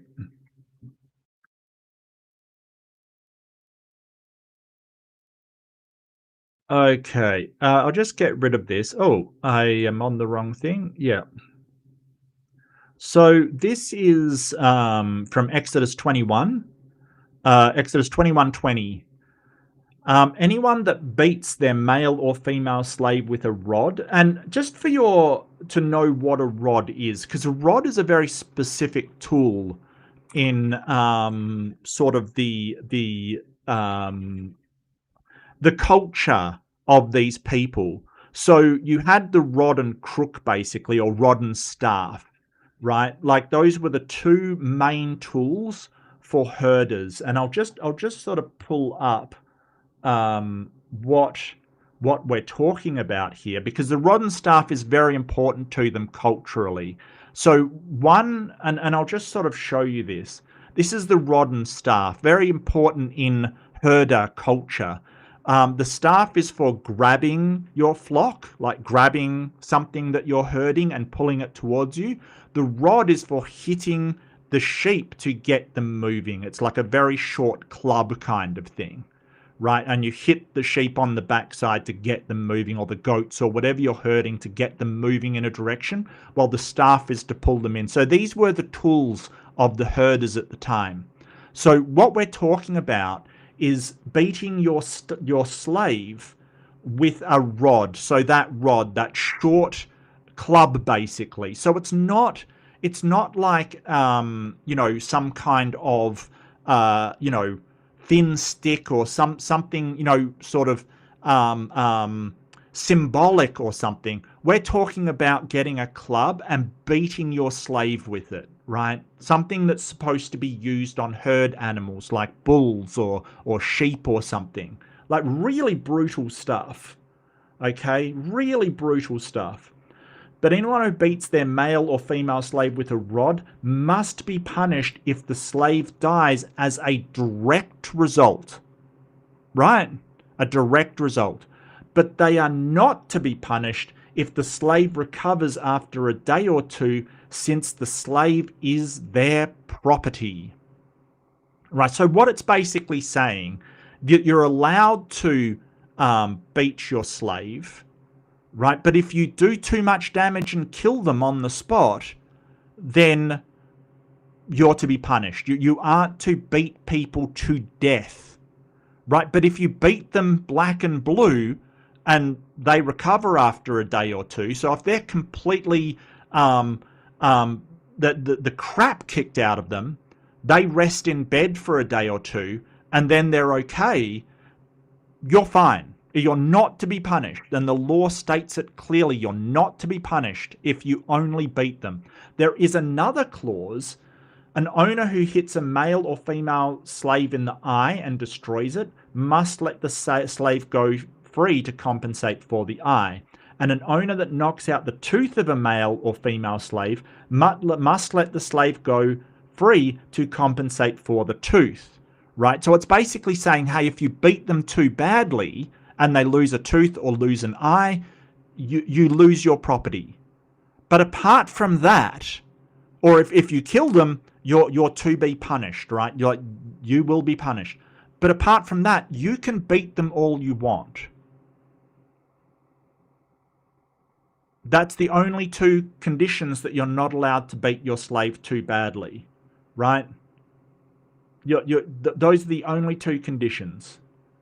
And, you know, we know this is slavery and we know the slave is a property from this verse here. So this is the thing. If the so this is the owner of the bull won't be held responsible if a bull gores a man or woman to death. But if the owner of the bull will not be held responsible. If, however, the bull has a habit of goring and the owner had been warned but not kept it penned up and it kills a man or a woman, the bull is to be stoned and it's also its owner put to death. So it's basically saying, hey, if you lose control of your bulls and you've been warned that it's a dangerous animal and you let it gore somebody to death, you're responsible and death penalty. However, if payment is demanded, the owner may redeem his life by the payment of whatever is demanded, right? Like, so it's basically saying, hey, the person is put to the death unless you pay for it, kind of thing. This law also applies if the bull gores a son or daughter. If the bull gores a male or female slave, the owner must pay 30s of shekels of silver to the master of the slave. Now, this is really important. And before I talked to Dr. Josh, I didn't realize how important this was. If it's not slavery, why isn't he paying the slave, right? You would give money to the slave, but he's not. And the reason why is because the owner is the one that gets the money, right? It's like if, you know, you're working for a company and somebody assaults you and hurts you, you can sue them and you get compensation for that, right? But in this case, the slave doesn't. It's not a servant that gets compensation. It is a slave and it goes to the master because you've damaged the master's property. You've damaged the master's property, right? So, you know, that is how the law points out of how you compensate for a slave being gored by a bull. And that's sort of one of the reasons we know that it's a slave. Exodus 21, it's all in there. It's definitely in there. Robert says, you seem to use the Bible and it's clear you never actually read it. Well, I don't know. There's a lot of apologetics around it, Rob. There's a lot of apologists going around going, oh, but it wasn't real slavery because reasons. And it really is just trying to, it's excuses as to why it wasn't, you know, like the chattel slavery, of antebellum slavery kind of thing of the South. But something doesn't need to be that horrendous in order to be slavery. That isn't necessary.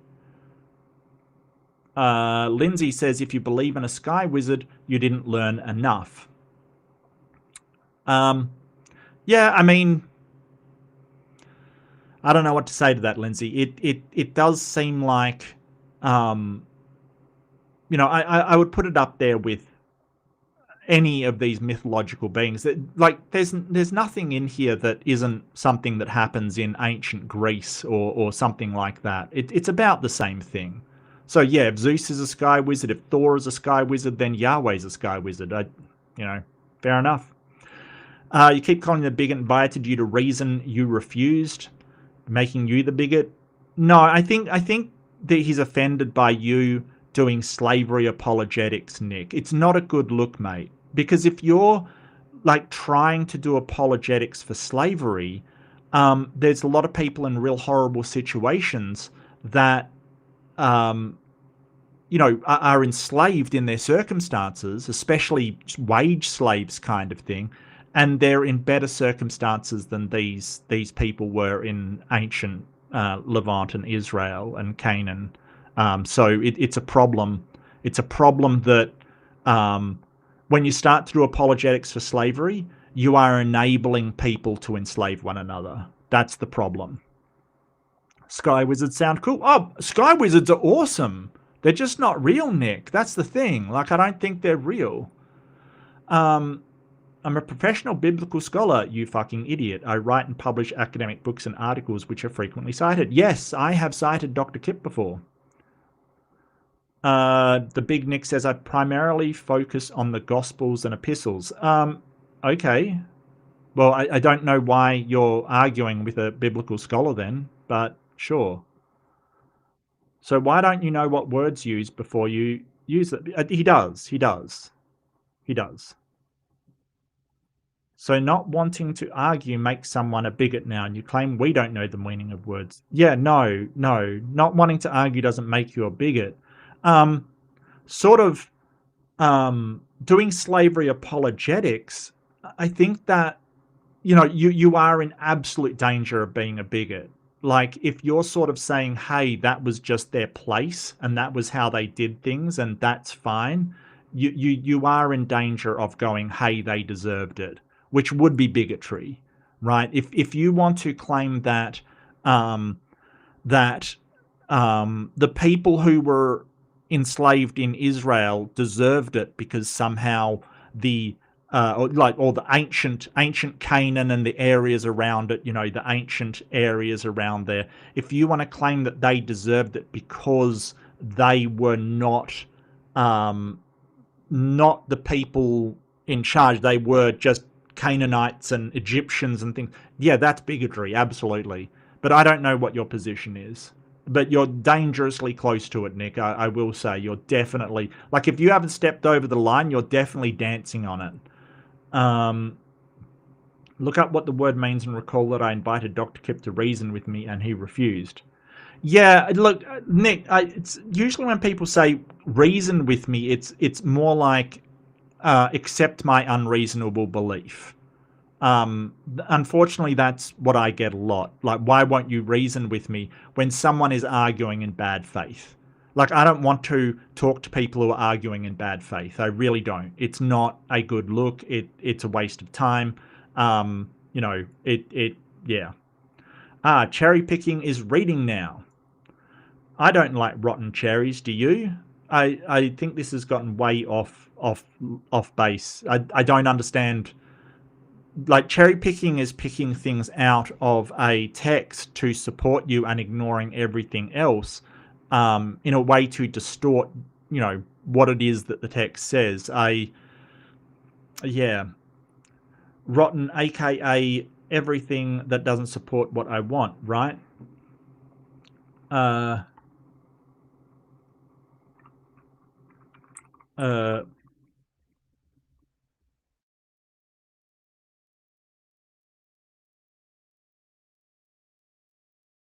No one cares what you think, Nick. You're a slavery apologist. Yeah, like, look, Nick, don't be a slavery apologist, man. Like, the best thing you can do, in my opinion, and this is just my opinion, sure, but I think that you need to go, hey, that was a horrible situation that they were in. It wasn't right. Like, it is a owning of people isn't right. And they just didn't know any better in that day and age. Like, just say, hey, we know better now. I think that's the way to go. I might sort of skip past this fight. The Gospels and Epistles, which are historical documents? They're not historical documents. What are you talking about? No. Like, the Gospels, we don't even know who wrote them for sure. The early church ascribes Matthew, Mark, Luke, and John to Matthew, Mark, Luke, and John, but we don't know who actually wrote them. Was it Matthew, Mark, Luke, and John? We don't know. We don't know. And I mean, Paul, he never even was around when Jesus was presumably alive. I don't, Paul came in later. My publishers have never complained about my command of the several languages I know. At least I'm not, slavery apologist. Yeah, the Gospels are not historical. No, they're not. The Gospels were originally a collection of oral histories, oral stories that were written down in separate stories and then compiled into one. That's not a history document. It's not like they were Josephus writing down histories, right? That's not what happened. These are documents that have been found that the early church were written by these people, but we don't know that. Now we get the sticks. Those sexy stripy sticks. Absolutely. Everyone loves a sexy. I mean, when I'm with my wife, I've always got a striped stick in the feeding trough. Excusing slavery and believing that gospels are historical documents. Yeah, I'm really sorry, Nick, but you sound ridiculous when you're saying like the gospels are historical documents. They're not. They're not. No, I'm really sorry, Nick. He's not the one embarrassing himself. It's sort of saying the gospels are historical when they're not.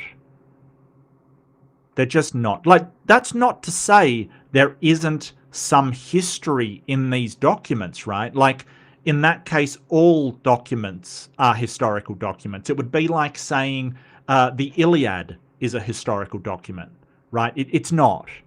It's a story that was written down that may have historical elements, but it wasn't written down as historically, right? That wasn't the purpose of it.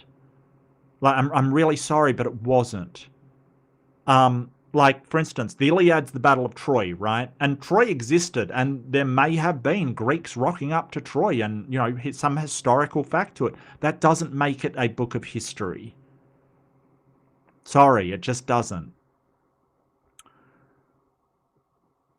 Tell us all about the supposed historical document. Yeah, they weren't historical documents.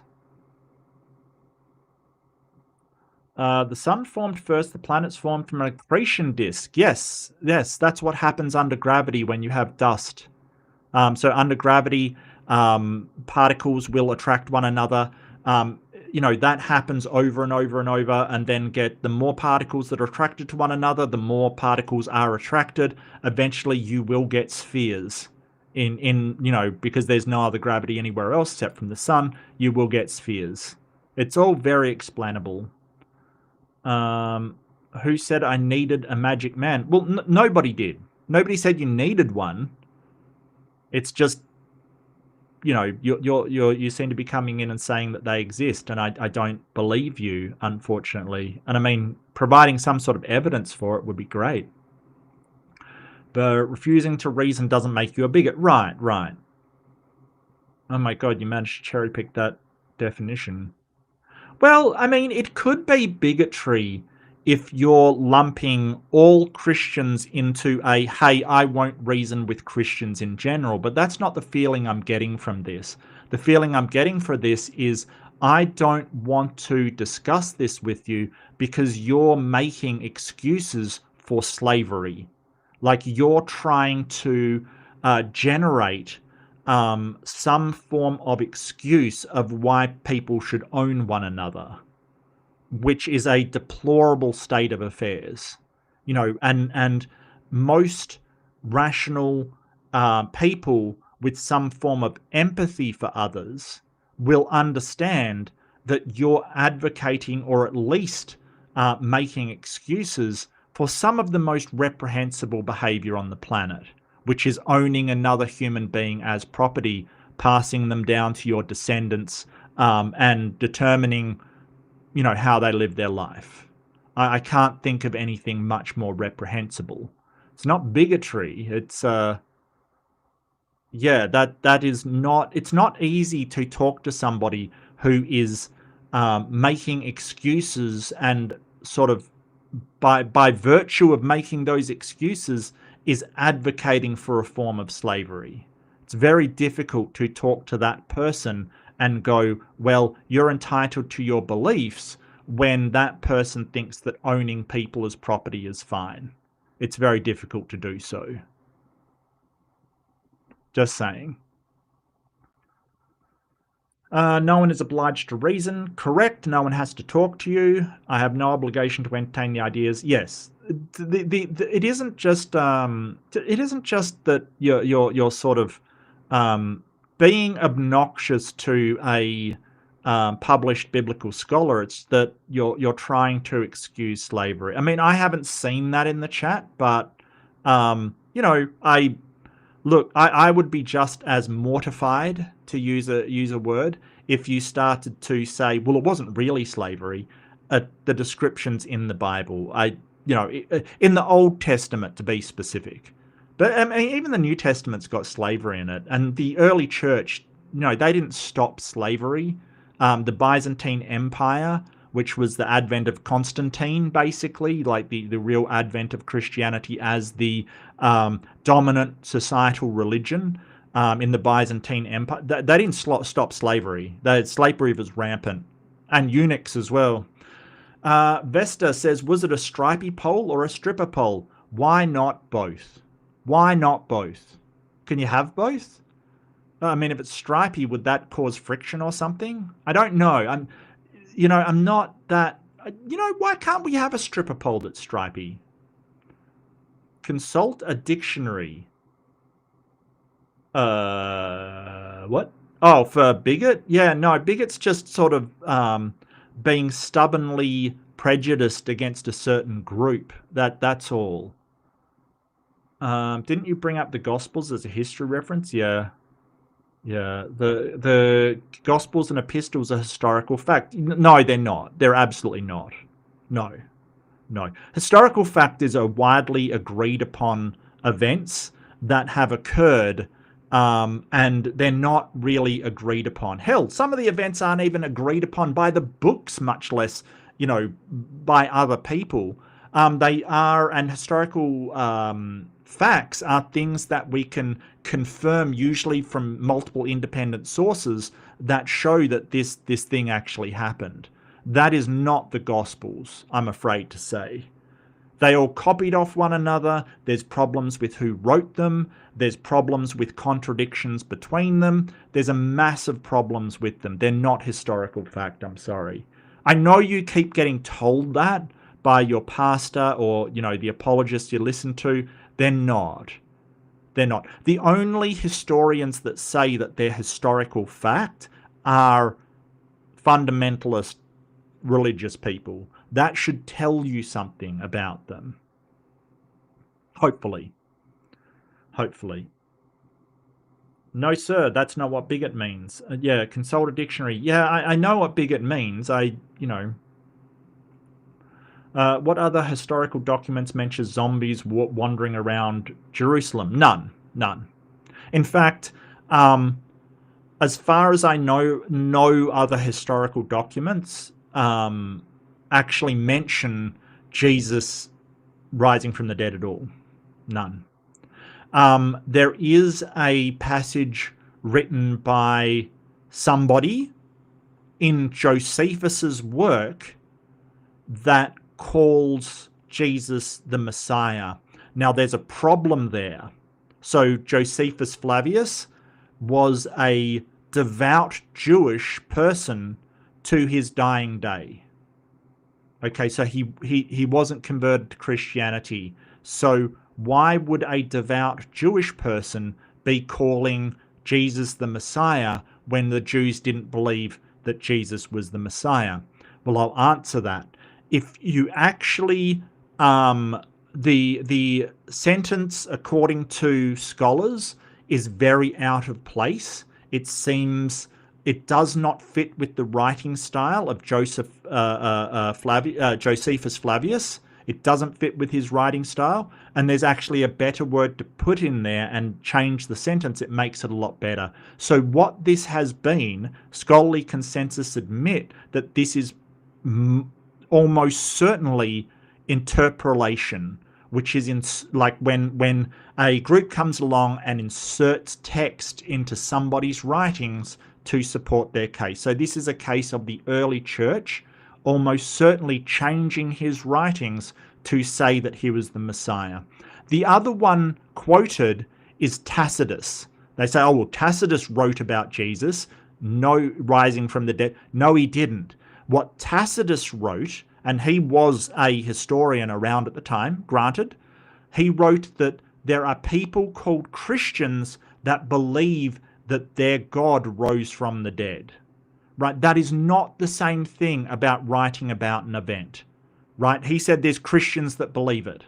That's like me saying there's people around called Buddhists that believe that we reincarnate. That is not the same thing as saying, hey, we reincarnate.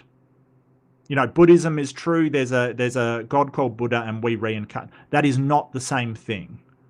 So there's no external sources that confirm the miraculous events of the resurrection at all. Welcome, Jeebus Creepers. God is just an arsehole. Well, it seems likely. I mean, this is the Old Testament. It's wild. I didn't know some of the stuff before I'd started this segment. I'll be honest with you. It's been illuminating at the stuff that not only God, but, you know, the Abrahamic line get up to. It's pretty wild. It's pretty wild. I should do, but not as often as I should. Yeah, it's interesting because, Nick, we come across a lot of Christians and we know way more about the Bible than them. And it's really interesting. Like, I really recommend reading the Bible, like, straight through with, you know, critical thinking. Like, you know, I really recommend it. It is illuminating just how wild this book can get and the mental gymnastics that you have to go through to make it make sense. It's kind of wild. You know, and sort of this is where apologetics sort of say, oh, well, you've got to have faith kind of thing. Like, you've got to just insert your faith instead. But if you want to judge a book by a preconceived belief and not actually evaluate, I mean, what book couldn't you do that with? I mean, I could read any book, and if I have faith that it's true, then it's true.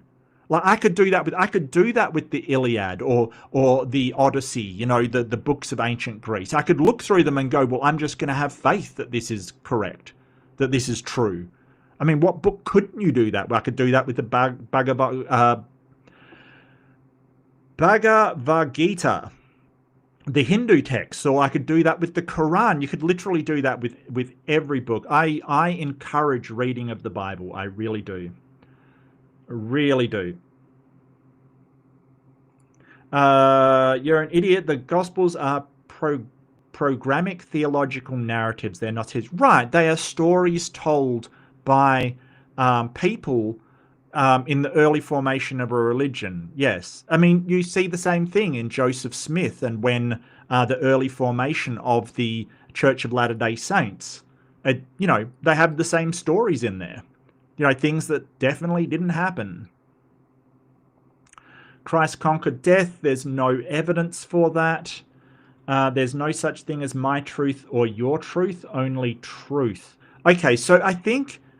okay, so if you're talking... Okay, so it depends on how you're using truth here. A lot of people use truth as that which comports with reality.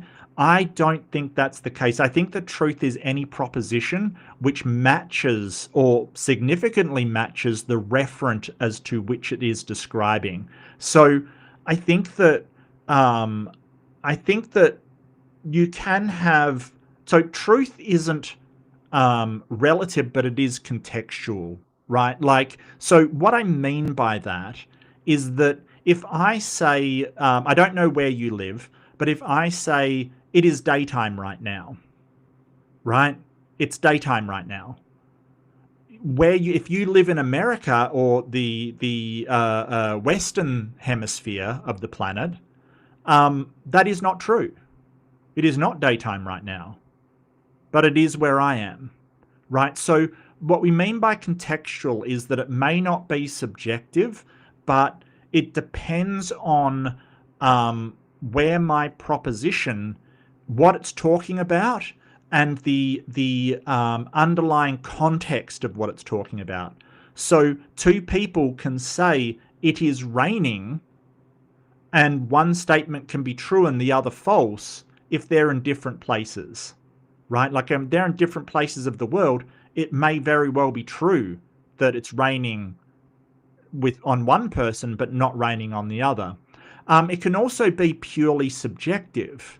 Like if I say Superman comes from Krypton, right? That is a true statement, but none of it is objective. So I think you're referring to truth as far as propositions about reality or propositions about objective things. And I would agree.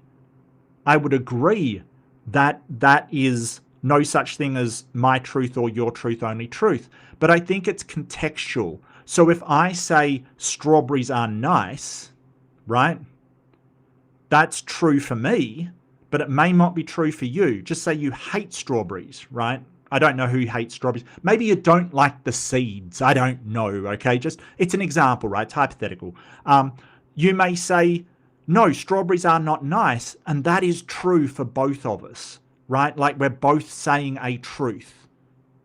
Okay, so yeah, I get what you're saying. If you're talking about objective things, there's no such thing as a subjective truth, but truth is contextual, so it depends on the context in which you're using it. And that's my position on truth. Because the Bible shows things that are not true. Correct. Yes. Absolutely. The flood never happened. I'm sorry, but it did not. There is so much evidence that the flood did not happen. It's absolutely ridiculous. Things like the long ending of Mark, where it says that Christians should be able to handle snakes or drink poison. That's obviously untrue. And we know that's another case of interpolation. We know that was added later because we've got earlier copies of Mark without the long ending in it. It's shorter. It was added later than the original writing. Probably around I think it's the 5th, 6th century, I think. Of course, not everything men write about God is true. Well, I mean, we're not talking about what men write about it. We're talking about whether it is true or not. That's what we're talking about. Do you believe that Jesus is the Son of God or God in another form? He is the Son of God. So how can you know which part is true? Yes. And how can you know which part has been added and which part hasn't? And this is this is what Bart Ehrman has said. If we know that there was interpolation, if we know that parts were added like the long ending of Mark, how do we know what is true and what isn't? What was originally in there and what isn't? Because we don't have the originals, right? We don't have what was originally written. So, we try to use scholarship to work out, hey, this looks like it was part of the original text, this doesn't, and make sort of educated, I mean, they're not guesses, but we sort of evaluate them, but we don't know for sure because we can't just refer to the old text and go, yep, that was in the original, that hasn't been added, this has. And I know it seems uncomfortable, but there may be things in the Bible that were added later that we don't know about. There may be. Hey, Berius, good to join us. Thank you. A long time no see. Yeah, no, hey, no problem. Hey, look, everyone gets busy. I totally get it. I totally get it, Berius. Not a problem at all, my friend. You are very welcome. Not wives, these were enslaved women. Well, I mean, look, yeah, I get you, Kip. The ideas of what marriage was back then was not so much a partnership as ownership. I get what you're saying, yes. Um, yeah, yeah. However, I mean, look, Rachel did get to yell at Jacob, so obviously she's got some kind of power in the household. So, hey, yeah, I mean, yeah, yeah. Truth aligns with truth.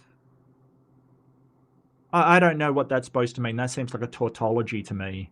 Truth aligns with truth. Do you mean truth comports with reality? Because I probably wouldn't agree with that one either. That's sort of Matt Dillahunty said that. No, I do agree when you're talking about truths about reality, but I think truth is a bit more complex than that.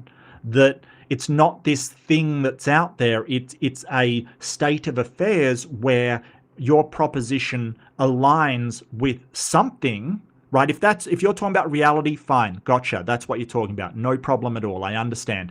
But I don't think you have to say a true statement that aligns with reality. And I think that it can be subjective, and I think it can be relative, depending on context. Okay, that's depending on context.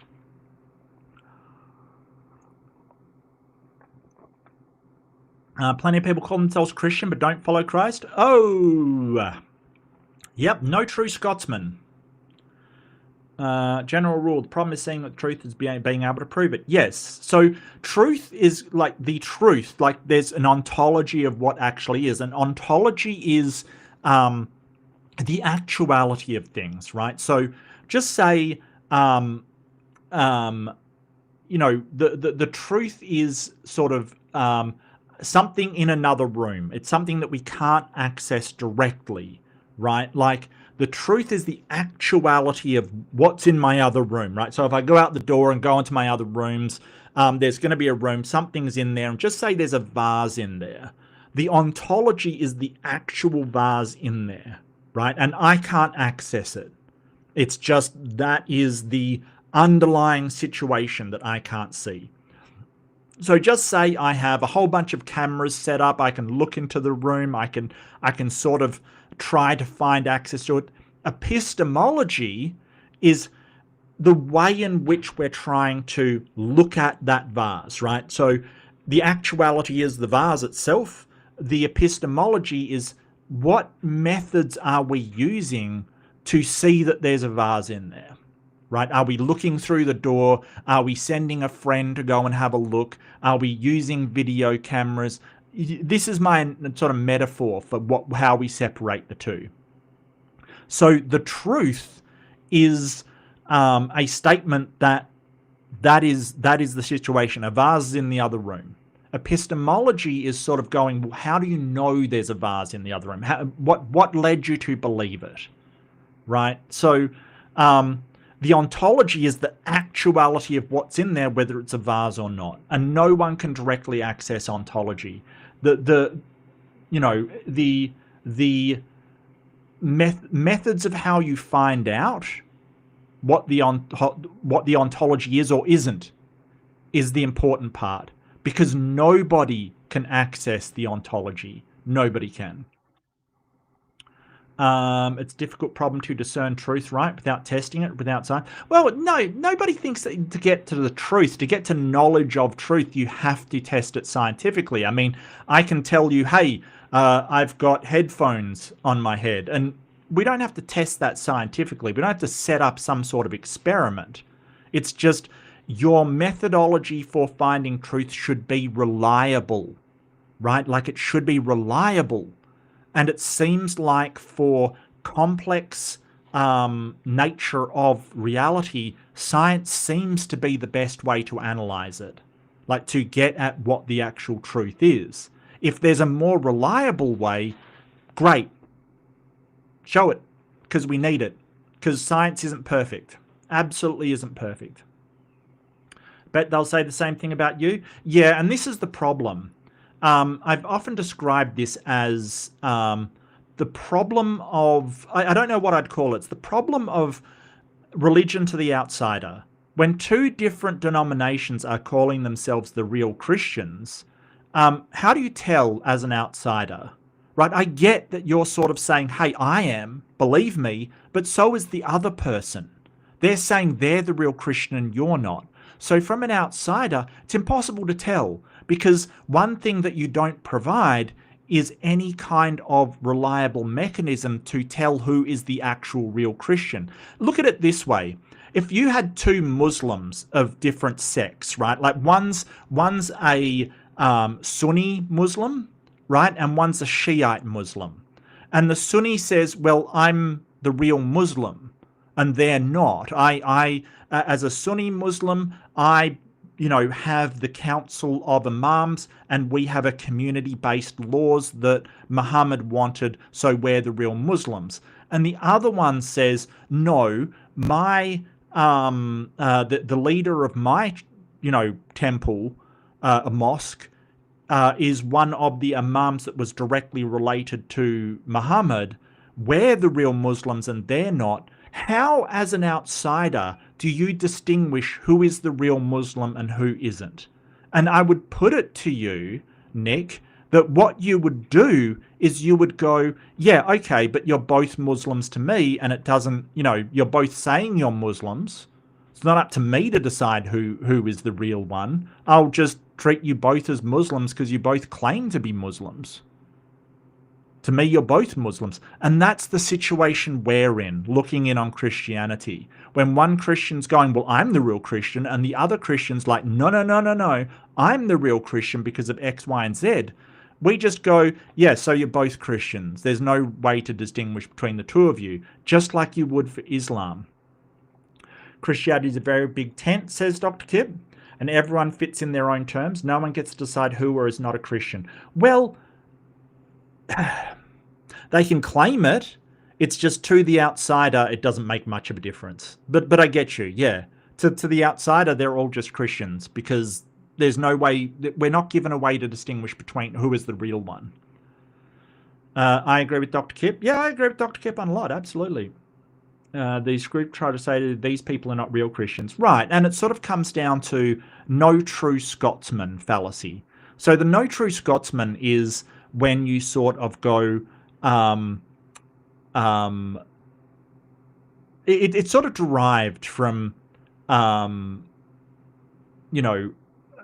you make a category of how to analyze whether somebody fits into that category, and then you provide an exception to eliminate someone. For instance, you're basically like, well, no Scotsman eats no Scotsman wouldn't eat haggis, right? Like no Scotsman wouldn't wear a kilt, okay? And then somebody goes, wait, my friend's a Scotsman and he doesn't wear a kilt or he doesn't eat haggis. Oh, but no true Scotsman wouldn't wear a kilt, right? Like it's this exception. So when you sort of say Christians are people that follow Jesus, and then you say, so no Christian wouldn't follow Jesus, and then you say, oh, well, my friends are Christian, they follow Jesus, and you say that they're not a Christian, you're like, well, they're not a true Christian, right? You're basically giving an exception because they don't do something. Or they're doing the thing that makes them a Christian, but you say they're not a true Christian because they're still not a Christian, right? You're basically making a designation, an exception for people outside of your criteria. So if the criteria for a Christian is that they follow Jesus, if those people follow Jesus, then they're a Christian. And you saying, oh, but they're not a real Christian, right? Like that's the exception that you're going, oh, that's no true Scotsman, not no true Christian. It depends on the claim. If you tell me I own a dog, I won't ask proof. But if you claim I have a flying dog, yes, I need some proof. Yes, and that is So proof is a funny word because it's not really used in science. It's not really used. You can eliminate something with proofs. Like you can prove that, humans can't fly and that kind of thing. But you can't really prove something exists. There's a bit of a problem with that. I won't go into it. There's a lot of sort of theory of knowledge and stuff. But I think that sufficient evidence is enough, right? And we just don't have sufficient evidence for that claim. And the greater the claim, the better the evidence you really need. And that's really what Robert here is getting at. The evidence provided for a claim should be proportional to the greatness of the claim, basically, how big the claim is. You sound smart, Beerius. Yeah, I think Beerius is smart. I don't have any proof. I only have my testimony, which is at best evidence. Well, it's a kind of evidence, but it's only evidence to you, Nick. That's the problem with testimony and anecdotes. It is evidence, but it's not really evidence to people, because it's not evident, right? Like you're not actually showing it. You're just telling a story. But it is evidence to you, sure. If you've seen something, if you've done something and you have a testimony about it, sure, that's evidence to you. It just doesn't really make much of a difference to anybody else. And even with testimony is only really, it's really reliant on the reliability of the person giving it.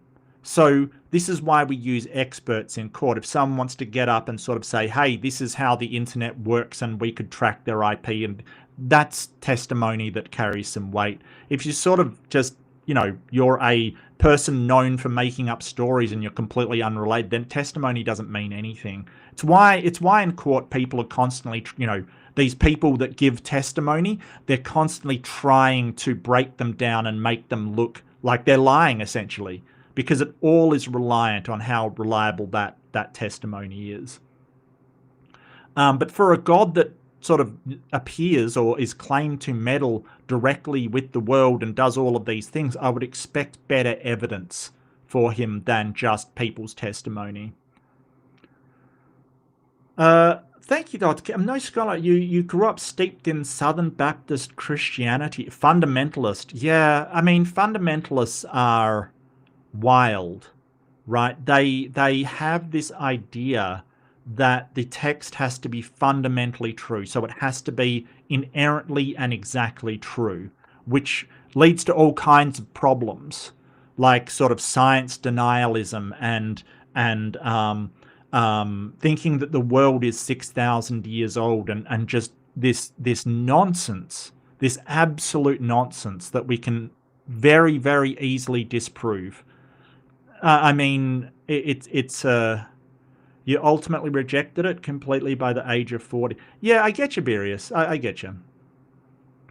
Sign and Do is banned by Nitty, for all people, for being a disgusting slavery apologist. Look, I mean, I haven't found him too bad, Dr. Kip, but if people are advocating slavery, I wouldn't say apologetics is bad on slavery, depending on the apologetics. Like if it gets to the point where they're kind of advocating for it, I gave you a wrench for a reason. If you think it's too much, I trust your judgment. I always support my moderators. They do a fantastic job. I could not run this channel without them. There's no way. They're awesome. Absolutely awesome. So I do back them up. But I do expect the moderators to be reasonable as well. Are they doing biblical apologetics, or are they sort of advocating that slavery doesn't exist kind of thing? Or are they saying, I think it becomes obnoxious when they sort of go, oh, you're employed by an employer, that's a form of slavery. It's like, no, you can't do that, because that is minimizing the actual state of slavery, and that's what gets my goat. Not that you're doing that, Nick. I'm not saying you're doing that. I haven't seen it, but be aware if you start to do that kind of stuff, I will start to object in the strongest possible terms, because what it does is it basically negates the differentiation between employment in a free market system where you're being paid and you can quit your job if you want. You can go and find employment somewhere else. You can go and live in the hills if you want, right? Like, to slavery, which is that you're trapped in this situation with no way out, working for someone else's benefit with no benefit to you, and you're owned by that person, right? It's minimizing it. So no, that's unacceptable. I haven't seen Nick do that though. But if that starts to happen, yeah, I trust in your judgment and the other moderators' judgment. Absolutely. But in terms of behavior, I want God's opinion of me to be good rather than man's opinion, whether or not for sure or not, less consequential for aiming at free good. How do you tell? How do you tell, Nick? How do you tell if because I don't see Christians get a lot of feedback on what God, like whether God's happy with him or not. I see them get it from your fellow religious people, but I don't see them get it from God, right? So how do you tell? It's very strange.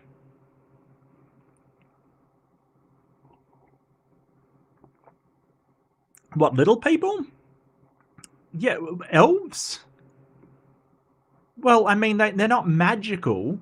They don't have magical powers. They're not from fairy. They don't, like, step between dimensions. They don't have, they can't become invisible or use, they don't have fairy dust.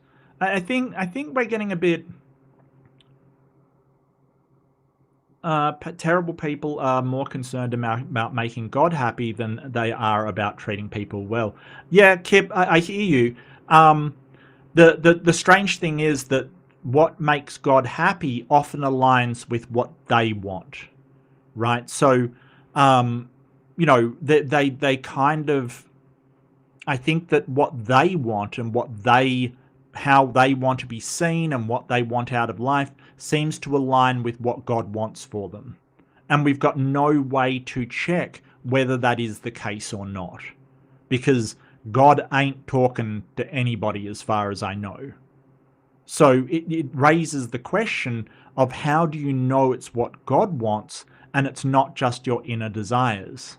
Because I don't know how to differentiate between the two. And a lot of the time, it seems like these inner desires, tempered by cultural expectations and, society's expectations, seem to be what God wants. Making God happy means being a moral human being. If a moral human being, that's more important than treating people well when they might not deserve good treatment. Well, I mean, that's a whole morality thing. I'm not going to get into it. I could talk for hours on that kind of thing about what is morality and how do you know what is moral. I think you've got a problem there about how you know what makes God happy.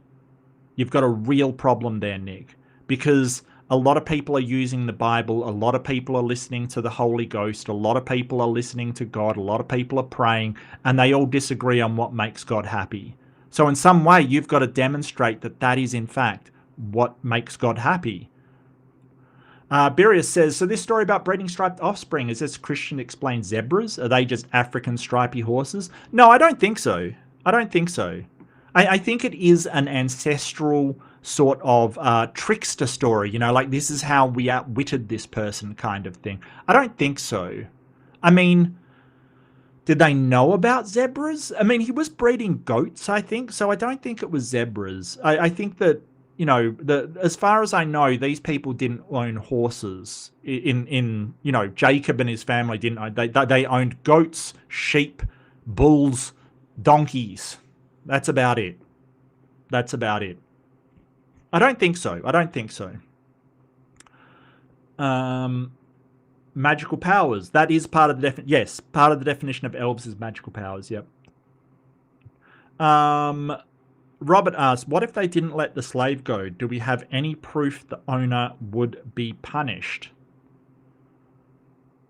Well, so I'm not familiar with the legal sort of structure at the time, but I do know they did have judges and arbiters and things like that would enforce the sort of the Mosaic law kind of thing, or the law at the time.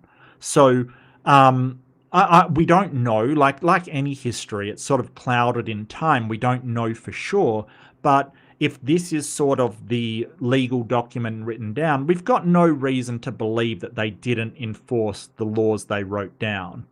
Because if they didn't, they would just change the laws. They would just not use them.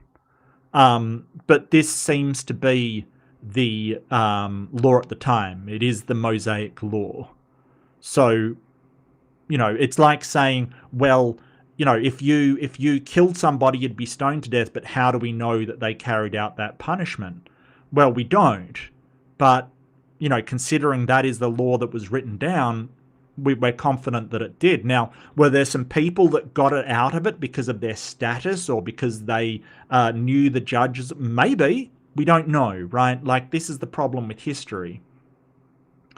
Not sure I can? That's okay. Yeah, no, I gotcha. Jinx says, so if I beat my Israelite slave a day before his release and he cannot get up to leave, do I get to keep him another 7 years? No. If they're a Israelite and you have to release them not only after 7 years, but also on the Jubilee, which I think was about 30 years, every 30 years. So no, you wouldn't get to keep them according to the law, right? That isn't something.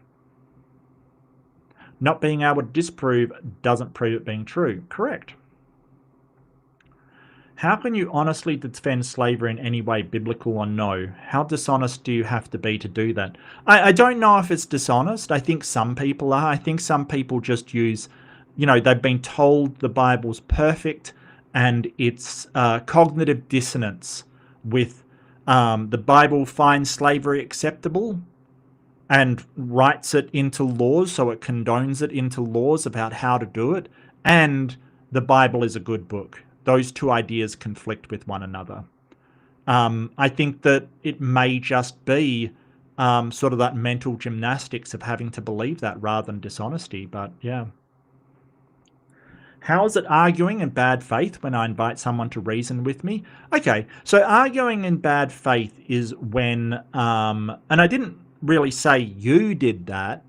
I said that sometimes I don't want to reason with people because they're arguing in bad faith. And what it means is they're putting across arguments that are deceptive, that are not made to get at the heart of the matter, but rather, say, dog whistle their audience or distract from the actual matter, right? There's some people that are very dishonest, right? So what I said was sometimes I don't reason with people because they are bad faith actors or whatever. They're arguing in bad faith. I wasn't saying you are. I'm just saying sometimes I don't want to reason with people for that because they do that, right? So you don't have to reason with people was my argument, right? Like that's what I'm saying. That if you don't say, well, I don't want to talk to people that argue slavery because I feel like they're arguing in bad faith, that's entirely his choice. Are you going to try to make some indentured servitude argument despite what the biblical text literally says? Well, yeah. Yeah, that's one of the arguments. No one obliged us to talk to disgusting slavery apologists. Correct. We don't have to. Refusing to reason. But it wasn't refusing to reason. It was refusing to reason with you. So context matters here because you're not saying that he's not saying he's refusing to reason. You're saying reason with me, and he's going, no. I find that it abhorrent when people try to reason away slavery. So yeah, you're kind of, Time Traveler, thank you so much to Nick and all the Time Travelers. We are talking biblical stuff here. There is a poll in the chat. Feel free to vote on it, even though you probably don't know the context. I don't care. It's fine. It's fine. Yeah, I get you. It is off-putting. It's very disturbing to see people argue for such a reprehensible institution. It's horrible. Interesting way to see how the Greeks saw history, because Troy did get burnt down around the time. Yep, correct. Was there a giant horse? Probably not. Was there a guy called Achilles? Maybe. Was there a guy called Achilles who was invulnerable to everything except for his heel? Absolutely not. Like, there's no way. Yeah. Where are we in the chat? I'm lost. The chats I'm showing and not displaying in the live chat. I'm so far behind.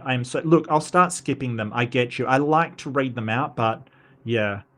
Yeah. Okay. Well, I'll just skip the fight over the Bible, because yeah, I think I've said as much as I want to on that. I'll skip the slavery. 100% always cite Tacitus. Yeah, they do. And Tacitus 100% did not say that Jesus rose from the dead. He said Christians existed. That is not the same thing. Jinx says, seems Christians read every book the same way they read their Bible, only the parts they like and agree with their view. Yeah, well, I mean, it's amazing how much I've learnt just from this. It's incredible. Yeah, I am so far behind. You're right. Oh, no, I'm not that far behind. I'm not that far behind. Let's see. I don't like or agree with the idea of hell, but I happen to accept it as true. Yeah, I've never been worried. You know what? It's really interesting, because I've never once in my life worried about going to hell. Not once. It's never even caused me the slightest, never once have I ever in my entire life worried about it. It's like I didn't realize how good I had it until I talked to Christians, and they're like, yeah, I'm actually get scared I'm going to hell at a certain point. It's never even worried me. And it's very, very freeing, Nick, to not even worry about that stuff. It just never concerned me. It's no problem. It just, yeah. But I understand it's triggering for some people who have come out of religion, because they they really do worry a lot, and I feel for them, I do, but it's never even crossed my mind. Yes, in for a bit, welcome. Objective truth, subjective truth, relative truth, empirical truth, moral or ethical truth, mathematical truth, take your pick. Yes, contextual, gotcha. Yes, so if subjective truth, it's talking about something subjective, right? Objective truth is talking about something objective. Both are true, just different contexts for them. Totally. What we can do is infer what we can do is infer cultural changes during the Dark Age between Mycenaean Greece and ancient Greece. The Odyssey was told verbally for 900 years before a writing system was rediscovered. Right. And I mean, the Old Testament is probably similar, Bragman. It was probably retold as an oral story for a long time until it was actually written down. By the way, Moses didn't write the Old Testament. We know this. He did not, in fact, write about his death. No. Truth can't contradict truth. One of the popes said that. Okay. It depends. I think objective truth can't contradict objective truth. I don't know about the others. Bragwin grew up in a FIB, Southern Baptist nutcases. What's FIB? What's FIB? If I missed a acronym or something.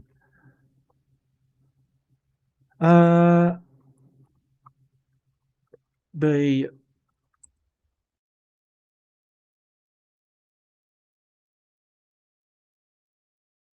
What is FIB? Somebody let me know. Somebody let me know.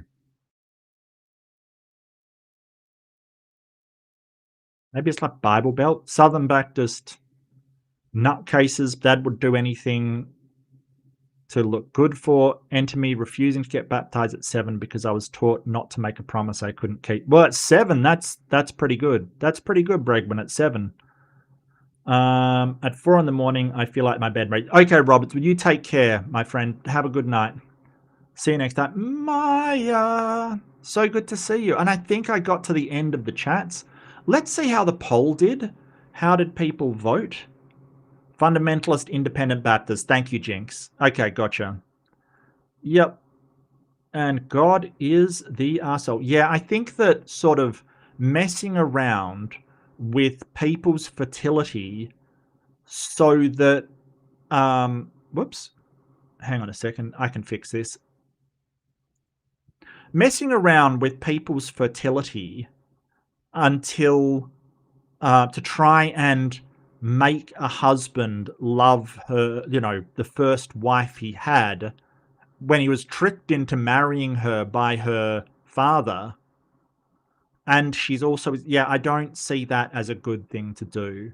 I think that perhaps, I feel like a secular marriage counselor who understands the dynamics of polygamous relationships would do a lot better in sorting out Jacob's relationship with Leah and Rachel than, basically sterilizing Rachel to made Leah produce tons of children to make Jacob love her more.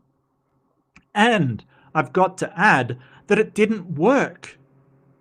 By the end of the story, Jacob still adores Rachel and doesn't care about Leah. It doesn't work, which is wild that God fails. And the thing that gets me in these passages, the thing that really, really strikes me, is that it clearly said, after making Rachel infertile, that God remembered Rachel. Oh yeah, the sister cousin, the cousin wife that I made infertile. Oh yeah, I better make her fertile for a bit to give her children as well. Snap forgot about that chick. I mean, seriously? I don't know, crew. It seems wild to me that an omniscient God just goes, yeah, I totally forgot about that woman that I made barren. Totally forgot. But I remembered her. I remembered her. Wild. Just wild. But yes, we will be back. I'm not sure. Is this week a membership stream week? I can never remember. I do membership streams. I'm not sure if it's this week or next week because I got to admit, fam, I'm a little bit discombobulated this week. I really am. Things have been tough. Things have been weird. We're really like, things have been wild lately in my home life. So I do apologize. I'm a little bit off. No, it's next week. So every fortnight I do a member stream that I sneak in. And yeah, so maybe I guess I will try to fit a bit more in. I should have a bit more time coming up, so maybe I'll do a few more of those and we can really get the community going. Come in, chat, ask questions. I'm happy to answer questions, happy to talk about stuff. Look, Nick, I didn't see you say anything particularly objectionable. I just would advise when going into especially secular humanist channels, people that believe that all humans should have rights and owning people as property is reprehensible, making apologetics for slavery will not endear you to people that think that humans are valued and have rights. Because what it does is it negates the awfulness of the situation, and that isn't cool, my friend. But I didn't see you do anything. You're totally fine. If you do start, please be aware. Advocating for slavery will not be tolerated around here ever. Okay, I'm not accusing you. I'm just saying, be sensitive that slavery is abhorrent to my worldview. It's abhorrent. Okay, it is one of the worst things you can do to somebody.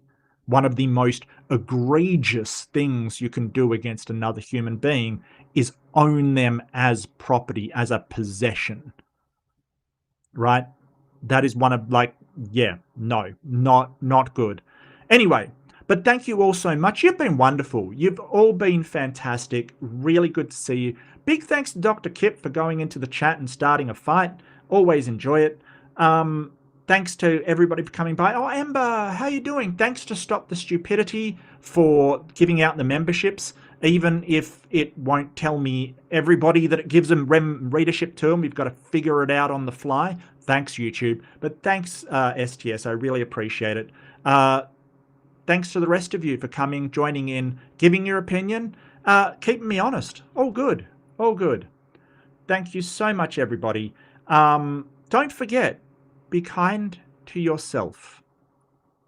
Okay, if you have a boundary that you don't want to talk with somebody about how slavery wasn't slavery, be kind to yourself. Enforce that boundary.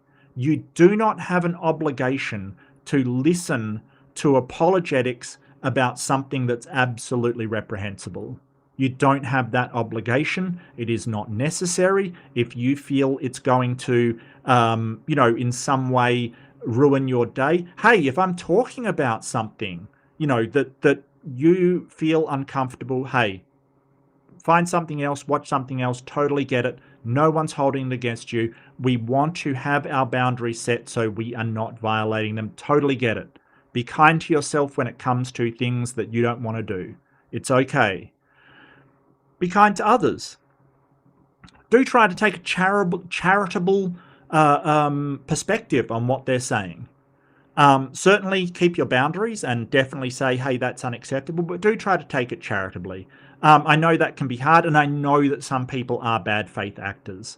They're arguing for reasons, and they're arguing things other than what they're saying. They're being deceptive either by omission or outright lying, or they're dog whistling in order to, generate some kind of effect. So yeah, not a problem. A biopsy? I hope it goes well, Bragman. I hope it goes well. Fingers crossed. It's profitable when established that the current Western oligarchy that still retains its wealth and power, so that's who's in charge. Yeah, and I hear where you're coming from. It's one of the reasons why I have been so discombobulated recently with revelation about the actions of people in power. It feels like that, right? It feels like that. I want to make a video about it, and I never got to finishing it. Look, ADHD is kicking my ass right now, so I really do apologize. But I will do my regular shows, and I will promise I will do my best to make regular shows and make more content for you to view. I can't promise I will succeed, but I'll promise I'll do my best. If there was any better I could be doing, I'd be doing it. Trust me, fam. If there was any better I could do, I'd be doing it. And I'm sure you're the same. I'm 100% sure you're the same, that if there was any better you could be doing, you'd be doing it. So be kind to yourself. And I'll see you in the next one. Bye, crew. You take care. Okay, that's delayed.